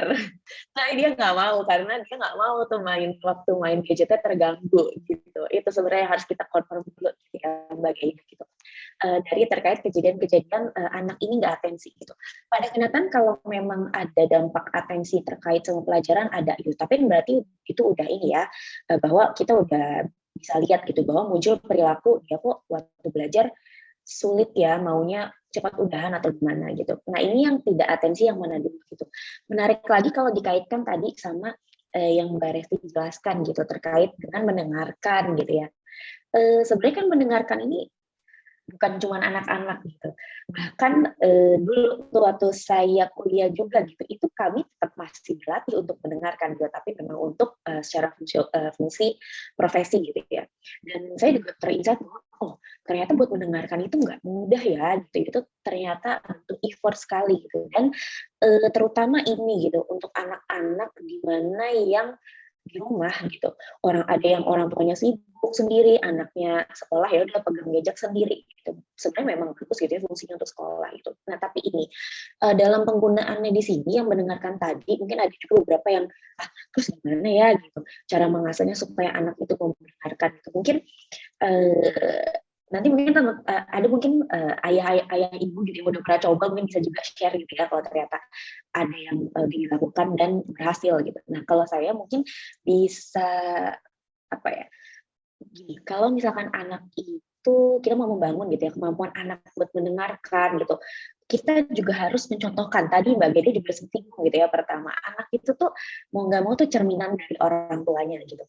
Perilaku yang dia tunjukkan itu ya apa yang dia lihat dan dia pelajari itu tadi misalkan kita tuh melihat gitu ya bahwa anak kita kok kalau dipanggil lagi main gadget nggak mau nengok, abis itu kalau dibilangin matanya tetap ke gadget gitu, iya aja gitu. Mungkin itu kita juga harus lihat dulu gitu, oh apakah kita sebagai orang tua atau sebagai kakak gitu ya, apakah nggak sengaja nih padahal gitu dipanggil sama adiknya butuh kita, tapi kita tetap attend ke gadgetnya gitu, nggak pernah kita ngobrol dan ngelihat ke adik gitu, atau sebaliknya gitu. Kalau saya biasanya suka tegur adik saya, boleh nggak kamu lihat dulu muka aku lagi ngomong ke kamu gitu. Aku nggak bisa nih ngomong ke kamu dalam waktu sebentar. Kamu nanti nggak dengar loh apa yang aku sampaikan gitu. Dan ini penting sekarang nih aku sampaikan ke kamu. Boleh ya ditaruh dulu handphonenya gitu. Boleh ya ditaruh dulu tabletnya gitu. Itu boleh gitu. Buat disampaikan ke adik, ke anak gitu untuk supaya mereka juga tahu paham bahwa oh iya ya kalau kita lagi ngobrol sama orang ya kita harus itu ya harus lihat gitu mukanya kayak gimana karena tadi pentingnya kontak mata gitu ada social cue gitu gimana kalau kita nggak lihat mukanya kita nggak tahu loh gitu dia kenapa gitu kayak sesimpel waktu itu juga pernah saya dapat feedback nih ini ada saya juga gitu ya dalam penggunaan Zoom pertama gitu kelas online di tempat les dia gitu dapat feedback bahwa kenapa ya anak ini kelihatannya tuh mukanya setengah doang gitu. Kadang hilang, ditanya sih jawab gitu. Tapi mukanya tuh selalu hilang-hilangan gitu. Itu kenapa ya? Sesimpel itu gitu. Maksudnya social cue itu kalau kita nggak lihat kan sebenarnya nggak kelihatan. Dan itu dilakukan oleh gurunya ke murid gitu. Tapi adik saya juga nggak tahu ternyata nih gitu bahwa oh iya ya apa yang saya tunjukkan itu dilihat juga loh sama orang lain gitu. Kalau kita ketemu guru ternyata kita harus saling memperhatikan gitu dan ternyata emang dia malu gitu. Jadi itu kelas gabungan banyak orang dari kelas-kelas yang nggak dia kenal yang dulu di sekolah cuma satu kelas doang sih gitu ya. Oh dia malu nih dia ini suka hilang-hilangan mukanya gitu. Nah itu di situ gitu. Dan itu banyak juga bisa kita input gitu. Oh kenapa ya dia malu gitu ketemu teman-teman baru gitu. Oh berarti apa ya yang kok dia bisa sih malu gitu ketemu teman baru padahal kan dia juga nggak harus ngomong gitu padahal di saat kondisi itu gitu. Tapi sebenarnya kenapa ya? Dan itu mungkin bisa juga jadi alasan bahwa kita bisa tahu gitu bahwa penyebabnya mungkin kita perlu improve nih keterampilan sosial dia yang sebelah mananya ya gitu. Kenapa dia memalukan dari yang gitu-gitu sih? Mungkin bisa jadi contoh juga gitu ya. Gitu. Oke, terima kasih banyak Mbak Ajeng. Wah, kembali lagi ya, konsepnya adalah anak-anak itu meniru. Jadi, ketika kita melihat satu fenomena, mari kita refleksikan dulu bersama-sama apakah hal itu mungkin pernah kita lakukan pada anak sehingga dia meniru hal tersebut ya. Jadi, itu yang kita juga perlu dan kita juga perlu aware atau sadar bahwa ketika anak melakukan satu perilaku tertentu itu pasti ada alasannya. Kalau tadi mungkin contohnya Mbak Ajeng adiknya ya ternyata malu sebenarnya gitu. Jadi tiap perilakunya tuh pasti ada alasannya gitu ya. Jadi mungkin ada baiknya kita juga lihat dulu, mungkin diobservasi dulu nih anaknya, kita lihat ada apa ya sebenarnya apa yang sedang dia rasakan atau dia hadapi gitu. Boleh juga bertanya mungkin ya. Dan tadi mungkin kita juga bisa bilang ya sama anaknya bahwa nah kalau mama lagi bicara, yuk lihat mama, karena mama maunya lihat-lihatan, mama mau lihat matanya, coba gimana gitu. Boleh handphonenya disimpan dulu, nanti setelah itu dilanjutkan. Jadi tadi kalau saran dari Mbak Ajeng bisa seperti itu juga ya. Nah, sudah ramai sekali kolom chat kita ya, mungkin terlihat di layar Mbak Ajeng dan Mbak Resti ya. Ramai sekali, nanti kita bahas ya. Nah ini, dari Ibu Jijah Hodijah di Sukabumi. Bagaimana menerapkan 7 keterampilan sosial bagi anak agar lebih bermakna, karena saat sudah megang gadget seringnya jadinya sendiri-sendiri ya, jadi social skill-nya bagaimana cara mengajarkannya. Mungkin dari tadi kan materinya Mbak Resti ya, jadi mungkin boleh Mbak Resti, silakan. Oke, terima kasih Ibu atas pertanyaannya. Sebenarnya kalau ditanya gimana sih menerapkan si 7 keterampilan ini? Kalau tadi seperti yang sudah saya paparkan bahwa sebenarnya aktivitas-aktivitas bersama dengan gadget itu kan sebenarnya memang sifatnya individual gitu. Tapi kita tuh juga mesti dituntut lebih kreatif untuk bisa sebenarnya terlibat dalam permainan ataupun aktivitas yang dilakukan anak secara online. Contohnya tuh seperti apa? Misalnya contohnya lagi main game. Atau misalnya contohnya lagi nonton video, sesimpel nonton video, anak-anak kan nontonnya video di YouTube gitu, tentang slime lah atau tentang apa. Kita bisa sambil ngajak ngobrol, sambil ngelihat, sambil terlibat di sana. Misalnya ini ceritanya seperti apa? Kok ini bisa ya jadi seperti ini? Terus kira-kira perasaannya seperti apa ya? Lalu ini ekspresinya seperti apa ya? Gitu. Sesimpel hal-hal kita bertanya, kita duduk di sebelah anak, kita ngelihat sebenarnya aktivitasnya seperti apa, itu tuh sudah sedikit demi sedikit melatih keterampilan sosial anak. Jadi kita jangan berpikir bahwa keterampilan sosial itu benar-benar harus langsung saat itu juga, itu tidak. Karena keterampilan sosial itu kan dilatih perlahan-perlahan dan memang perlu effort gitu, dan memang perlu waktu juga untuk melatihnya. Karena balik lagi setiap anak juga berbeda-beda. Jadi ada yang memang cepat belajarnya, ada yang memang lambat, ada yang memang kita perlu sekali udah bisa, ada yang perlu berkali-kali gitu. Tapi yang paling utama adalah kreatif sebenarnya. Segimana kreativitas orang tua ini di challenge untuk melihat aktivitas-aktivitas sederhana yang mama anak lakukan ini bisa melatih apa ya gitu. Seperti yang tadi Miss Gaida sudah bilang, contohnya kayak sesimpel lagi sekolah online, bisa ditanya ekspresi emosi, itu kan sudah mengajarkan, ini kayaknya bu gurunya capek deh, ngomong terus, teman-temannya nggak dengar, itu kan sebenarnya sudah melatih keterampilan gitu.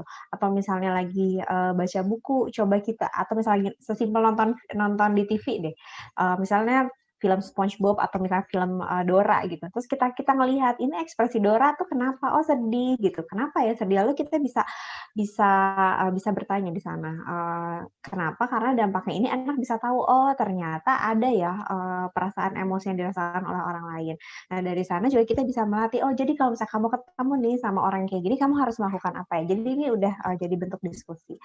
Kalau saya sih sukanya mungkin pakai analogi kayak dulu kalau misalnya ayah bunda nih lagi PDKT gitu ya sama ayahnya atau masih bundanya, kan selalu mencari ide-ide kreatif supaya obrolan itu lanjut gitu, supaya selalu ada insight-insight yang bisa kita dapatkan gitu dari obrolan itu. Nah, begitu juga dengan anak gitu. Kita juga cari dari obrolan-obrolan sederhana itu tuh akan bisa kita kreatifkan supaya kita tahu insight-nya apa, anak tuh bisa menangkap pembelajaran apa gitu. Meskipun tidak langsung spesifik menyasar ke 7 yang tadi, tapi kan itu udah kita istilahnya udah membangun sedikit-sedikit ke arah sana gitu.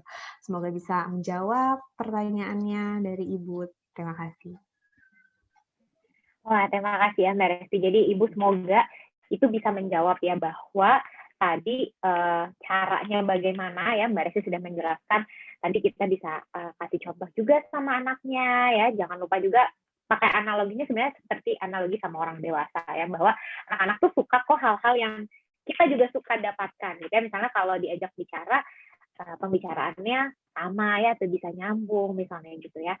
Atau misalnya tadi lewat sekolah online juga itu bisa dilatih juga ya kemampuan sosial ini. Kalau misalnya nonton film aja, bahkan anak-anak kan nonton kartun nih, pasti juga banyak ibu yang lihat anak-anak nonton kartun sampai yang ada nangis-nangis misalnya gitu ya, itu kan termasuk juga kemampuan sosial yang bisa dilatih ya, bagaimana regulasinya, mungkin bisa ditanya kenapa sedih gitu ya, atau kita lihat kartunnya, anaknya mungkin ada yang kalau usianya 3 nih lagi seneng-senengnya tanya kenapa, itu kenapa sedih, itu kenapa ini ya, itu kenapa ini. Nah, itu yang kalau kata Mbak Resi itu juga bisa jadi challenge ya buat orang tuanya, bagaimana kita kreatif dan juga sabar ya menjawabnya. Anak-anak pasti banyak bertanya dan pasti juga banyak ya hal-hal yang dia lakukan ya, apalagi yang masih kecil-kecil ya. Oke, terima kasih banyak Mbak Resti. Nah, kita juga nih ada pertanyaan soal gadget nih, nanti kita akan berikan pada Mbak Ajeng ya. Jadi ingin bertanya katanya ya, dari Kalimantan Tengah nih pertanyaan kita. Apakah bisa memberhentikan seorang anak yang sudah kecanduan bermain gadget sampai tidak ingat waktu dan tidak bisa ditegur lagi? Nah, coba silahkan Mbak Ajeng. Apakah bisa Mbak? Oke, baik. Terima kasih pertanyaannya gitu. Sepertinya ini mewakili pertanyaan-pertanyaan banyak yang lainnya juga ya gitu. Karena memang ini salah satu permasalahan utama gitu yang emang gimana ya, udah terlanjur nih gitu. Banyak sekali yang memang aduh anak saya udah terlanjur nih kecanduan gadget gitu. Bisa nggak ya berhenti? Sebenarnya jawabannya bisa, tapi butuh effort butuh usaha yang memang nggak mudah gitu. Dan tergantung juga dari usia anaknya berapa sebenarnya di Mbak Gaida gitu ya. Tadi pertanyaannya sorry. Oh ya, bisa nggak? Itu bisa, gitu. Udah nggak bisa ditegur lagi. Nah, tapi gini, sebenarnya konsep utamanya itu kalau saya gitu ya, menghayatinya seperti ini, bahwa anak itu kan tetap anak ya, ada orang yang lebih dewasa dan ada orang tuanya gitu, yang memang sebenarnya akhirnya punya kuasa lebih gitu untuk memberikan aturan kepada anaknya. Tapi memang pemberian aturannya yang akan menjadi tricky sekali gitu, seperti apa kepada anak yang sudah terlanjur nih lupa waktu gitu, dan sulit gitu ya kalau ditegur gitu. Proses tegurannya seperti apa gitu. Nah, itu tadi gitu. Sebenarnya kalau mau ditanya caranya kemudian gimana ya gitu memberhentikan anak bermain gadget gitu. Mungkin nanti Mbak Resti bisa tambahin juga ya gitu kalau memang saya ada kurang. Jadi kalau kita lihat lagi gitu, bahwa mungkin tadi pas scroll tips-tips ada waktu scroll PPT ada bagian tips-tips gitu ya, sebenarnya mungkin itu memang beberapa tips yang ingin saya sampaikan juga nih gitu.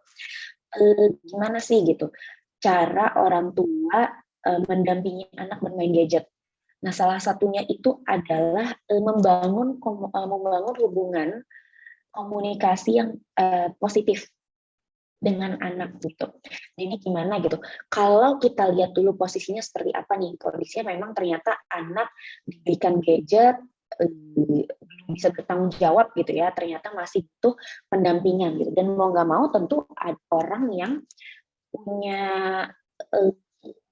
power lebih jatuhnya, yaitu yang lebih tua biasanya gitu kan, yaitu orang tua atau kakak sebenarnya gitu. Nah, di situ gitu kita bisa kasih aturan rule baru, tapi memang kalau dia sudah menghabiskan banyak waktu, kemudian kalau ditegur sudah marah gitu, udah nggak bisa, udah nggak udah santai lah ngomongnya gitu ya, biasanya kalau dinasihati malah marah gitu. Mungkin bukan itu caranya gitu. Jadi yang harus dilakukan pertama justru membangun hubungan yang positif. hubungan yang positif itu gimana? Gimana anak itu bisa percaya sama kita gitu. Mungkin ini bisa juga membangun sekalian berlatih gitu ya, membangun social skill anak gitu, belajar mengajarkan anak ini orang tuanya juga perlu membangun sosial membangun banyak perilaku sosial nih yang baik ke anak gitu, yang tadi mendengarkan, kemudian berbagi cerita, itu tuh bisa jadi salah satu hal yang membangun hubungan positif dengan anak gitu. Saat anak udah percaya, kita sama-sama pahamin deh kondisinya anak ini tuh seperti apa sih, kok bisa ya sampai dia udah nggak ingat waktu lagi nih, udah nggak bisa ditegur lagi gitu, kok bisa dia lebih sayang sama gadgetnya daripada sayang sama keluarganya gitu ya, katakanlah gitu. Jadi memang itu yang harus dibangun dulu, kita coba deketin dulu secara personal gitu ya. Oke, sebenarnya kenapa sih kok kamu suka banget nih sama gadget gitu, apa yang kamu sukai dari itu, mainnya karena main gadget dia ketemu teman-temannya gitu, atau apa gitu, karena kan di zaman sekarang tuh banyak banget game online itu yang sambil main tuh bareng teman-teman gitu. Ada juga beberapa yang mendapatkan kesenangan dari situ karena bisa ketemu banyak orang. Nah itu gitu. Nanti ibu, bapak, kakak semuanya bisa bantu cari gitu. Oke deh, kalau ternyata yang disukai itu ada nggak ya cara lainnya buat ngedapatin itu selain main game gitu.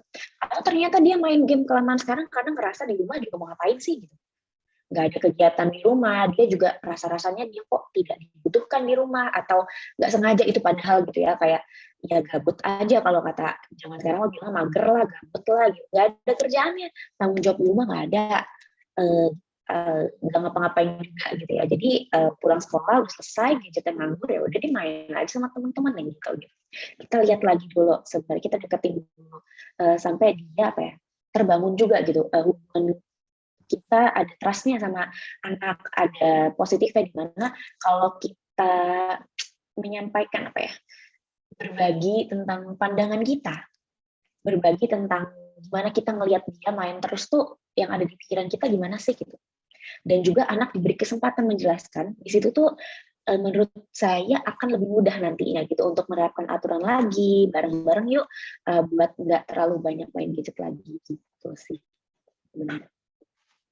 Oke, terima kasih Mbak Ajeng. Ini menarik ya, karena ini sepertinya kalau saya sih tadi ketika dengar ya, saya kayak seperti diajak merefleksikan diri sendiri. Kalau saya sebagai orang dewasa, atau mungkin kita juga sebagai orang dewasa, kalau ditegur sama orang, itu lebih enak rasanya kalau ditegur sama yang deket mungkin sama kita.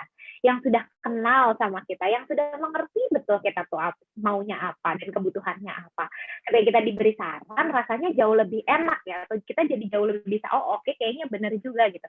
Dibanding mungkin kita ketemu sama teman kita yang kurang deket, yang mungkin kolega jauh, atau mungkin kalau biasanya ya jokes yang ada di anak muda ini, ketemu sama saudara jauh ketika lebaran, terus kemudian muncul nih komentar-komentarnya. Nah, itu kan jauh lebih nggak enak. Rasanya analoginya mirip-mirip seperti itu. Ketika kita memang mau menegur anak, atau kita mau menyampaikan sesuatu pada anak, ada baiknya kita membangun dulu nih koneksi positifnya gitu. Kalau di pendidikan anak-anak nih di Montessori kita kenal dengan nama connection before correction ya. Jadi koneksi dulu sebelum kita mengkoreksi, karena nggak bisa kita mengkoreksi kalau koneksinya nggak ada ya. Jadi itu yang tadi Mbak Ajeng bilang ya. Jadi bisa, tapi PR utamanya adalah sebelum memperbaiki adalah memperbaiki dulu koneksi kitanya, karena pasti nggak enak ya, apalagi kalau mungkin kalau anaknya remaja ya, kalau misalnya kita tiba-tiba marah-marah gitu ya, wah itu semakin jauh sudahlah kita dari cita-cita kita memberhentikan kecanduan itu gitu ya.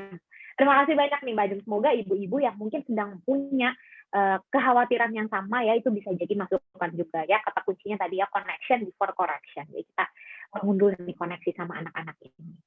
Nah ini kemudian ada pertanyaan dari Medan. Wah jauh-jauh ya pertanyaan kita ini.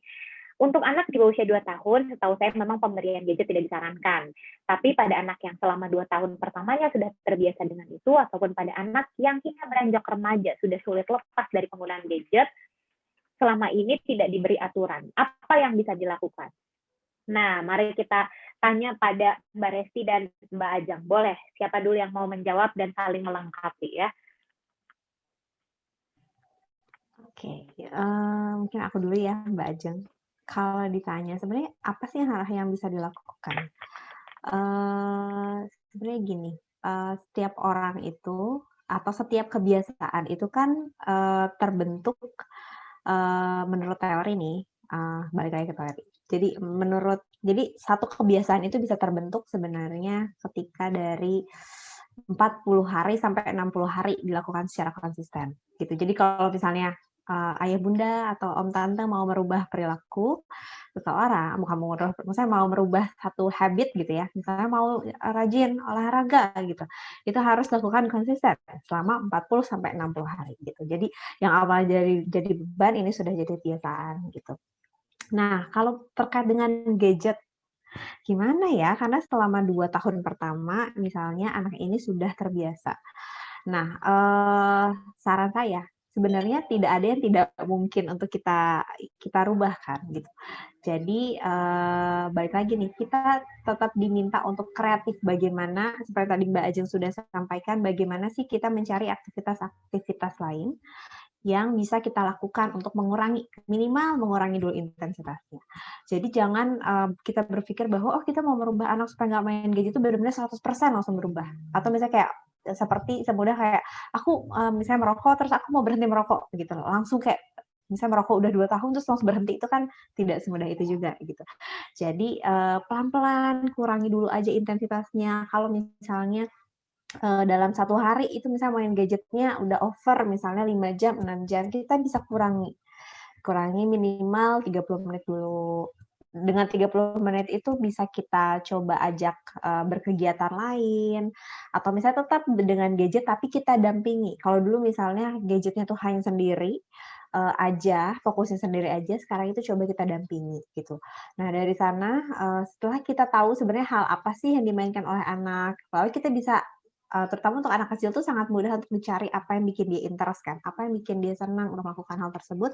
Nah, dari situ bisa kita coba, gali, lalu cari aktivitas-aktivitas lain yang, bisa menjadi pengganti gitu. Tapi memang prosesnya itu akan lama sekali gitu dan kitanya juga harus, sabar dan juga harus komit gitu kalau misalnya memang mau berubah gitu. Jadi seperti tadi Mbak Jeng bilang jangan hari ini diterapkan, besok enggak, nanti anak juga bingung gitu. Jadi kebingungan ini tuh akan membuat anak itu merasa nggak aman dan akhirnya tidak percaya sebenarnya, ke hal-hal yang atau ke aturan-aturan yang akan kita terapkan gitu.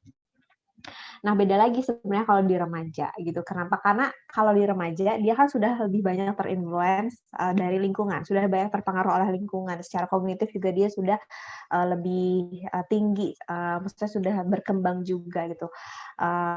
Dan apa ya, secara kebutuhan anak ini kalau remaja kan sudah mau memisahkan diri, ingin terlihat mandiri atau independen terlepas dari orang tuanya.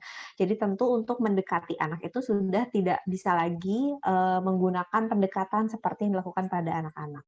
Pada remaja sebenarnya kunci utamanya itu adalah berdiskusi gitu, ngajak ngobrol. Kenapa? Karena seringkali orang tua lupa adalah pada anak remaja selalu menganggap anak remaja tuh nggak tahu apa-apa, kamu tuh masih kecil gitu. Beda sama mama, tante yang memang udah lebih besar, udah tahu ini tuh dampak yang baik, tapi anak tuh nggak tahu gitu. Eee, tapi mereka tuh bisa banget untuk diajak ngobrol atau misalnya diajak komunikasi. Sebenarnya apa sih yang dia pelajari atau misalnya apa sih yang dia sukai di dalam permainan itu atau misalnya kalau anak-anak remaja sekarang yang perempuan misalnya K-pop gitu, apa sih yang dicari tuh dari K-pop dan lain sebagainya. Nah, kalau misalnya memang dari situ, kalau misalnya kita mau menerapkan tentang keterampilan sosial misalnya, nah kita juga bisa belajar nih dari artis K-pop misalnya, ada nih artis K-pop itu kan biasanya suka ada apa ya, sejarah perjalanannya seperti apa, kerja kerasnya seperti apa. Nah dari situ kita bisa masuk, kita bisa jelaskan ke anak tentang misalnya perjuangannya si artis K-pop bisa jadi misalnya BTS itu bisa jadi terkenal tuh gimana sih perjuangannya dan lain sebagainya. Itu kan juga bisa salah satu cara, apa ya, kita melihat, penggunaan gadget itu dari sisi yang lebih positifnya, gitu. Jadi dari situ juga kita akan bisa tahu kan dan bisa bisa tahu sampai batas mana nih, limit anak, untuk bermain gadget, kita tahu juga nanti jadi bisa ditentukan sama-sama, pada remaja ya, bisa bisa dikomunikasikan sama-sama mau sejauh mana dia main gadget berapa lama, aturan yang bisa diterapkan bersama gitu, kalau pada anak dan remaja gitu. Mungkin dari Mbak Ajeng ada yang mau ditambahkan? enggak sih, sedikit banget. Pokoknya ini sih wrap up aja gitu ya dari apa yang disampaikan Mbak Resti. Pokoknya intinya sih kalau dari tadi gitu ya, dari pertanyaan-pertanyaan tadi juga gitu, apa yang disampaikan adalah kalau memang orang tua atau kakak juga ingin adik-adiknya, ingin anaknya gitu ya, mengurangi intensitas bermain gadgetnya, kita juga harus siap untuk membantu mereka menemukan kegiatan baru di luar main gadget gitu. Itu yang kadang-kadang suka lupa gitu ya. Orang tua yang lebih dewasa gitu, kakak-kakaknya juga menuntut gitu, mengoreksi, mengkritik adiknya gitu. Main gadget terus sih, gini gitu, gitu. Udah kan nggak usah main gadget gitu. Padahal tapi dia juga bisa jadi bingung gitu ya, yang disuruh berhenti main gadget ini. Terus kalau nggak main gadget, aku ngapain gitu. Nah ini yang akhirnya suka apa ya, sering luput gitu, miss gitu, bahwa kita tidak membantu mereka mencari kegiatan lainnya atau tidak memfasilitasi gitu. Apakah adanya berhenti dulu main gadget, kita nonton dulu ya satu keluarga, nonton apa gitu di TV gitu bareng, ntar didiskusiin bareng, atau misalkan kalau yang buat anak yang lebih kecil gitu ya, tadi misalnya ada permainan-permainan edukasi atau baca buku bacaan bareng atau gimana gitu. Yang jelas sih harus ada kesediaan dari orang tua juga, dari kakak-kakak juga, om, tante semuanya gitu, buat membantu mereka mencari kegiatan alternatif lainnya selain bermain gadget. Gitu sih. Oke, menarik nih ya. Terima kasih ya Mbak Risa sama Mbak Ajeng. Jadi tadi bahwa yang namanya kecanduan itu tidak bisa dihilangkan dalam semalam ya. Seperti layaknya kecanduan-kecanduan yang ada juga pada orang dewasa yang mau mungkin ada yang kecanduan merokok atau misalnya kecanduan yang lain, pasti harus kita lakukan dalam jangka waktu tertentu dan secara bertahap. Karena kalau langsung kita cut, itu juga pasti secara emosional kitanya juga nggak siap. Mungkin bisa jadi secara fisik kitanya juga nggak siap ya. Jadi hal-hal itu yang kita juga perlu perhatikan. Sama tadi satu lagi kuncinya adalah jangan melarang tanpa memberikan solusi. Jadi misalnya kita cuma bilang nggak boleh main gadget misalnya ya, tapi abis itu ditinggal ya, abis itu anaknya juga bingung ya, terus aku ngapain ya gitu ya. Mungkin beberapa anak-anak akhirnya memilih gadget karena hal itu juga yang mereka tiap hari lihat, oh mama pegang handphone, papa pegang handphone, ya aku pegang apa? Kan aku juga nggak ada temennya main misalnya gitu ya. Kalau anak-anak kecil, kalau mungkin yang remaja-remaja, apalagi lagi masa-masa karantina seperti ini, mereka harus di rumah, apalagi mungkin yang bisa mereka lakukan gitu. Jadi memang kita juga sebagai orang dewasanya harus mengeluarkan nih usaha untuk mengurangi hal tersebut. Ya harus ada usaha dari kita juga. Ada waktunya, mungkin kita bisa bikin kegiatan bersama-sama ya. Ada jadwalnya mungkin, oh hari Senin kita masak bareng-bareng, misalnya bikin kue bareng-bareng, misalnya gitu ya. Atau kalau mungkin yang remaja-remaja, ayo kita sekarang misalnya bikin project apa gitu ya, misalnya yang ada di rumah gitu ya. Nah itu mungkin bisa jadi solusi sehingga anak-anak bukan hanya mendengar kata no atau kata-kata penolakan ya, nggak boleh, tidak, jangan misalnya gitu, tapi setelah itu ada solusinya gitu. Dibanding main game, gimana kalau kita main ini, dibanding kita nonton YouTube, gimana kalau kita main sensory play misalnya kalau anak-anak kecil. Jadi ada solusinya seperti itu ya. Jadi kalau misalnya nanti ada pertanyaan tentang kecanduan-kecanduan lagi, ini sudah terjawab ya. Harus pelan-pelan, jangan berharap setelah selesai ini pokoknya saya mau no gadget sama anak. Hari ini langsung di stop ya. Anaknya saya bisa jamin nangis ya, mungkin setengah jam bisa nangis nggak berhenti-berhenti ya. Nah, kita baca lagi bahwa ini ada di mana sudah kecanduan gadget juga. Wah, ini banyak ya berarti. Mungkin bahasanya kalau kecanduan agak berat ya sebenarnya. Kita agak ini sering menggunakan gadget dan menikmati main game online, nonton YouTube. Ada efek buruknya. Apakah ada efek buruk lain selain susah fokus dan masalah pada mata? Mungkin Mbak Ajeng bisa jawab. Apakah ada efek lain yang mungkin perlu diantisipasi? Oke, apakah ada efek lain gitu ya? Nah, sebenarnya itu banyak. Kalau kita cari info di artikel ya, itu banyak banget dampak-dampak buruknya. Tapi juga nggak bisa memungkiri bahwa ada dampak positifnya gitu tadi ya, gitu bahwa ya banyak juga kok dampak positifnya. Bahkan sekarang kita mudah banget gitu ya cari info-info, mau masak apa, cari inspirasi pakai gadget gitu. Mau anaknya mau jawab pertanyaan soal dari guru bisa cari juga gitu ya. Nah, dampak-dampak lainnya selain ke skip. Mbak Gaida boleh minta tolong diulang tadi selain Boleh. Jadi tadi selain dampaknya yang sudah terasa itu adalah di sulit fokus, perhatian, dan masalah mata. Nah, sebenarnya apakah ada efek lain yang mungkin akan datang? Jadi bisa antisipasi nih. Oke. Gini, jadi banyak tergantung pemberiannya itu kita usia anaknya berapa gitu ya. Tadi udah disebutkan juga atensi, udah itu pasti ya. Tadi juga tergantung gitu atensi yang seperti apa yang dimaksud orang tua. Kemudian adanya kalau dari penelitian gitu dari beberapa jurnal disampaikan bahwa adanya keterlambatan bicara. Ini menariknya sih sebenarnya. Ini bisa terjawab juga jadinya ya dengan sesi tadi hari ini juga yang udah dijelaskan tentang keterampilan sosial sebenarnya. Ada terlambat bicara, kemudian ada menurunnya keterampilan sosial udah pasti, kemudian meningkatnya level agresi. Ini tadi udah sempat terbahas sebenarnya yang Mbak Gaida gitu ya.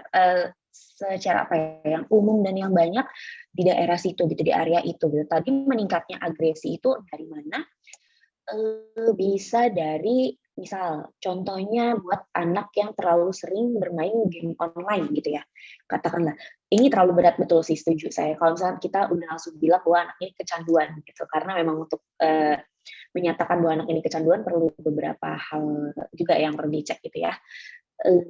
Tapi memang kalau yang terlalu sering gitu agresi, tergantung dari permainannya apa sebenarnya gitu, tergantung dari game-game yang dimainkan apa atau konten-konten yang diakses sama dia itu yang seperti apa sih gitu. Makanya tadi nggak hanya dari durasi tapi kontennya juga kita harus lihat gitu yang sering ditonton oleh anak seperti apa gitu.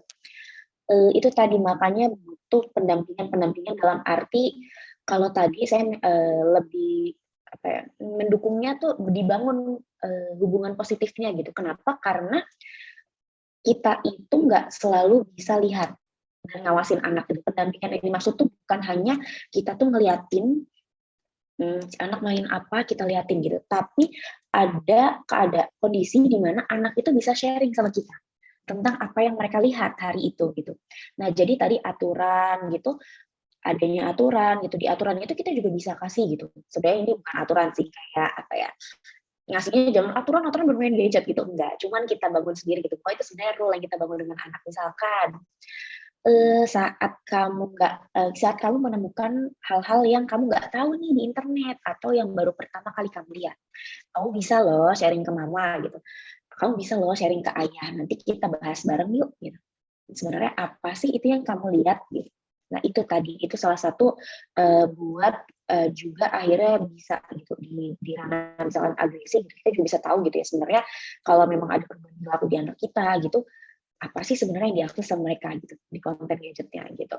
Kemudian juga ini nyambung sekali terlambat bicara dan keterampilan sosial anak gitu. Terlambat bicara ini tuh sebenarnya terjadi banyak di, mungkin tadi ada saya lupa ibu siapa gitu yang tanya tadi ya, anak umur 2 tahun gitu. Nah itu gitu, selain dia emang susah dipisahkan gitu ya, kalau dipisahkan udah marah gitu, karena dia udah suka banget nih sama gadget. Bisa jadi keluar nih jangan-jangan gitu, ada terlambat bicara. Meskipun bukan berarti dia jadi nggak bisa bicara ya, gitu. Tapi butuh stimulasi lebih untuk mengajak dia berbicara. Karena apa? Karena waktu lihat gadget, ya dia fokus banget nih sama gadgetnya gitu. Nggak diajak ngomong. Jadi ya udah nih lihat aja. Ini nih, ini warning juga dibuat yang misalkan kalau anak nangis dikasih gadget.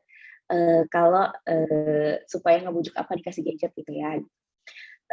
Kemudian tadi menurunkan keterampilan sosial, ya udah kita bahas gitu ya, udah banyak dibahas sih.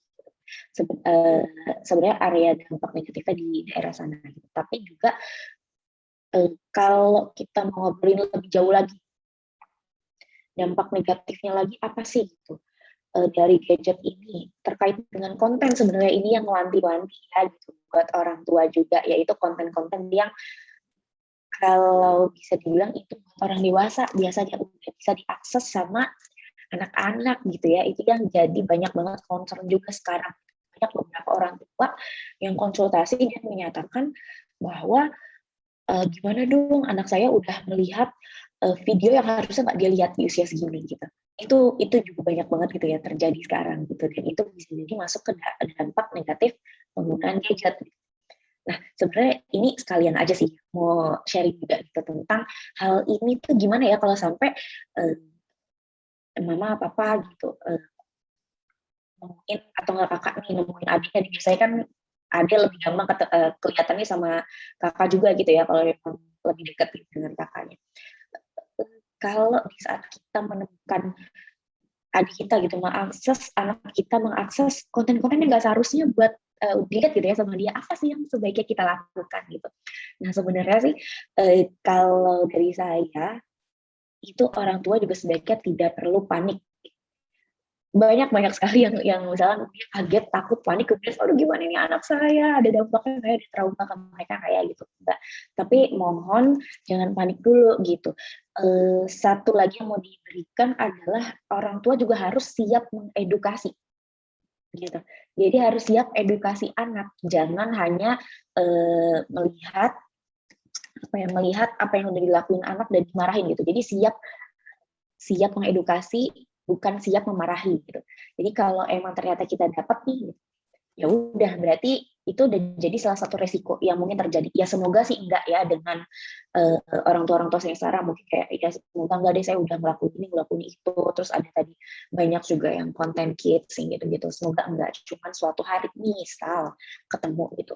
Better ya udah edukasi gitu. Edukasinya dalam arti oke, konten yang seperti itu kalau kamu temukan lagi, sebaiknya nggak kamu buka ya. Itu kamu bisa, maksudnya itu bukan buat kamu. Itu tidak baik untuk kamu, tidak ada manfaatnya buat kamu. Misalnya seperti edukasi juga, itu lebih ke arah sana gitu, memberikan batasan lagi gitu, mana yang boleh diakses anak dan yang tidak. Gitu.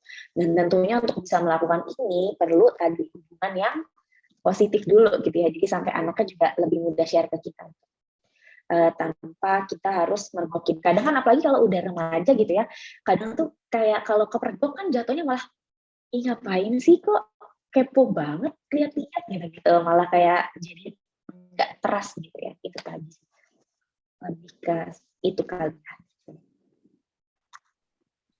Oke, terima kasih ya Mbak Ajeng. Nah, kita jadi dapat jawabannya ya, ibu-ibu yang mungkin punya kekhawatiran yang sama bahwa sebenarnya efeknya banyak sekali ya. Kalau ditanya efeknya apalagi banyak sekali. Mungkin tadi highlight utamanya adalah soal agresi ya. Tadi di bawah juga banyak nih yang cerita tentang agresi gitu ya. Apa namanya? Kalau agresi itu apa ya? Rasa marah. Mungkin kalau yang mungkin belum familiar. Sorry, apakah suara saya terdengar? Saya di sini. Ya, terdengar ya? Oke, sorry. Oke. Thank you. Nah, ya jadi ada banyak sekali efeknya yang mungkin akan terjadi ya, tapi ya itu yang kita perlu antisipasi adalah ya kita juga sebagai orang dewasa ya yang harus juga mengeluarkan usaha untuk hal tersebut. Jangan sampai ke hal tersebut ya harus ada usaha yang kita berikan juga ya. Nah, Oke. Nah, waktu kita nih sebenarnya sudah hampir habis ya. Nah, jadi saya mau menawarkan ya, ini nanti boleh dijawab ya. Ini pertanyaan kita masih banyak ya, luar biasa peserta kita hari ini berarti memang concern sekali ya. Nah, jadi kalau yang biasanya saya lakukan ini biasanya pertanyaannya bisa kita gather ya, jadi nanti panitia boleh catat pertanyaan-pertanyaannya, nanti kalau Mbak Resti dan Mbak Ajeng bersedia, nanti mungkin dijawab pakai, kita mungkin pakai Microsoft Word, terus kita convert ke PDF, kemudian kita share di grup, apakah boleh seperti itu? Jadi kita jawabnya di luar forum, tapi hanya menjawab pertanyaan yang masuk di sini aja ya, kita tidak ada pertanyaan yang ada nggak ada pertanyaan di grup ya. Bagaimana kalau seperti itu Mbak Ajeng, Mbak Resti? Boleh nggak apa-apa. Boleh ya. Oke, berarti saya mau minta bantuan dari tim dealing-nya. Tadi pertanyaan kita terakhir itu sampai bentar ya, supaya tidak ada pertanyaan yang terlewat. Nah, tadi sampai ya akun atas nama Rahmatiatul Lenan. Nah, di bawahnya boleh tim dealing bantuannya untuk mencatat supaya nanti kita bisa jawab dan nanti kita bagikan jawabannya kepada peserta. Seperti itu ya. Tadi juga ada yang kelewat sih, Guy. Ada yang kelewat dari ya? Ibu Yulia Fatimah. Kayaknya belum kita bahas juga. Oh gitu ya? Oke. Tentang bagaimana cara mengajarkan anak untuk lebih suka bermain gadget. Lebih suka membaca dibanding bermain gadget. Membaca.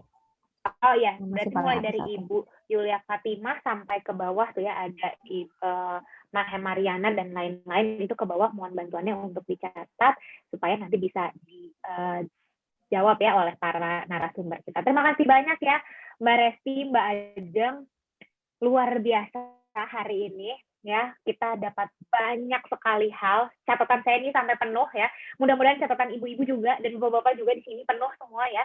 Jadi ini bisa kita jadikan catatan bersama-sama juga gitu ya.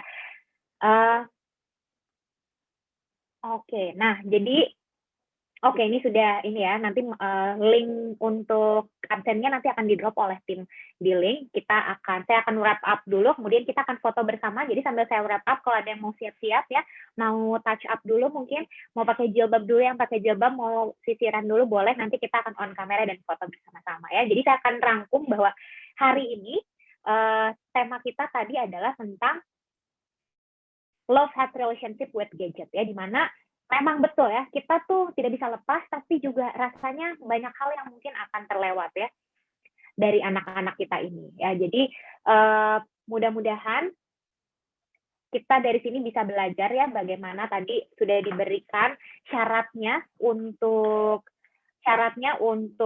bisa main gadget ya, tidak boleh mengganggu waktu makan, tidak boleh mengganggu waktu tidur, dan tidak boleh mengganggu aktivitas yang lain ya.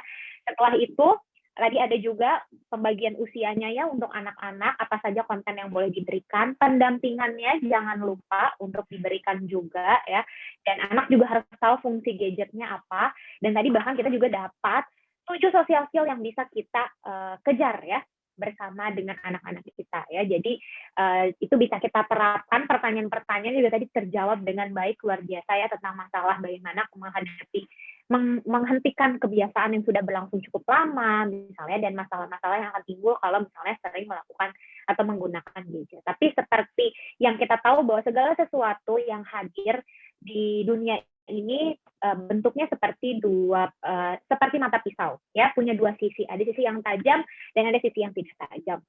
Dan tinggal kita bagaimana nih orang dewasa di sekitar anak-anak ini yang mampu menggunakannya dengan baik. Apakah kita mampu memberikan pendampingan dengan baik, arahan dengan baik ya, sehingga anak-anak kita ini tidak terluka oleh adanya gadget ini ya.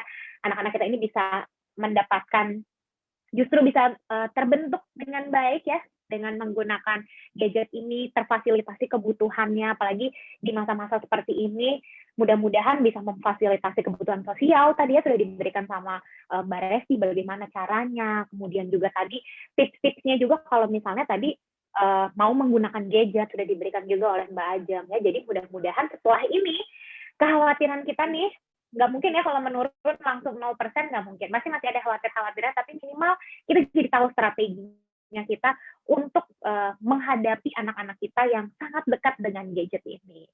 Saya ucapkan terima kasih banyak kepada Mbak Ajeng, Mbak Resti, dan tentunya kepada sponsor kita dari Ines, lalu kemudian dari media partner kita. Ya, sebentar saya akan sebutkan satu persatu. Dari supportnya, disupport oleh Creating, kemudian media partner kita ada Sehati Ibu, Teras Piknik ID, Paradigma SDC, Mama Talks ID, Tahu Arah, Center ID, Langkah ID, Texter Indonesia, dan Kinderhood. Terima kasih banyak ya. Dan jangan lupa kalau selain ini masih ada event-event yang dimiliki oleh para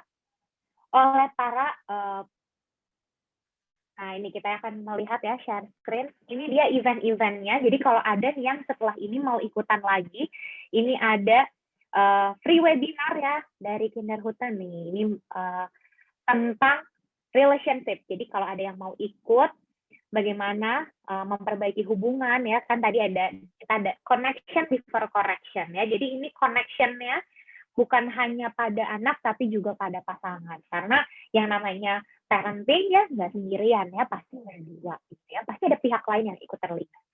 Oke, selanjutnya next, adakah? Oke, ini dia handling negative emotion. Wah, pas ya, tadi kita sempat singgung sedikit nih tentang regulasi emosi.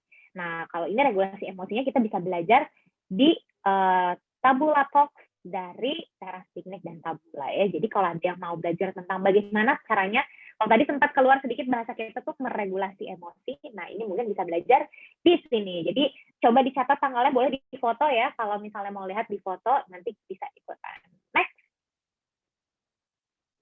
Nah, ini dia. Nah, ini ya biasanya masalah dari ibu-ibu ya, siapa di sini yang ibu sedang menyusui, ini kita akan belajar langsung oleh konselor menyusui ya. Jadi boleh dicatat juga sesuai kebutuhannya ya, siapa yang sedang membutuhkan informasi ini boleh ikutan kelasnya ya. Apakah ada lagi atau sudah? Ya.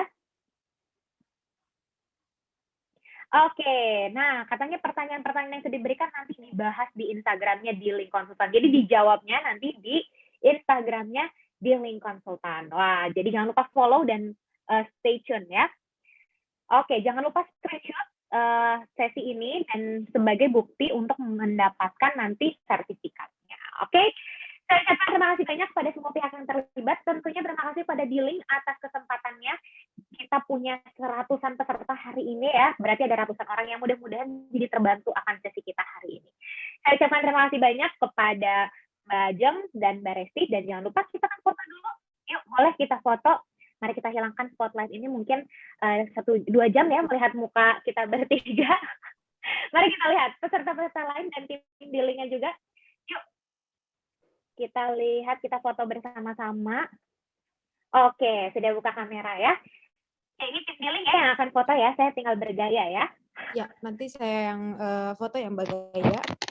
Oke, terima kasih Mbak Ica. Yuk kita bergaya ibu-ibu. Nih ada berapa halaman ya? Ada 5 halaman. Ini ada 5 halaman. Ada 5. Ini halaman pertama dulu ya. Oke, kita kan nggak tahu ya ada di halaman keberapa ya Bapak Ibu ya. Jadi kita tetap tersenyum sampai halaman ke-5 ya. Oke, kita mulai ya. Oke, siap ya untuk halaman pertama. 1, 2, 3. Oke, selanjutnya halaman kedua.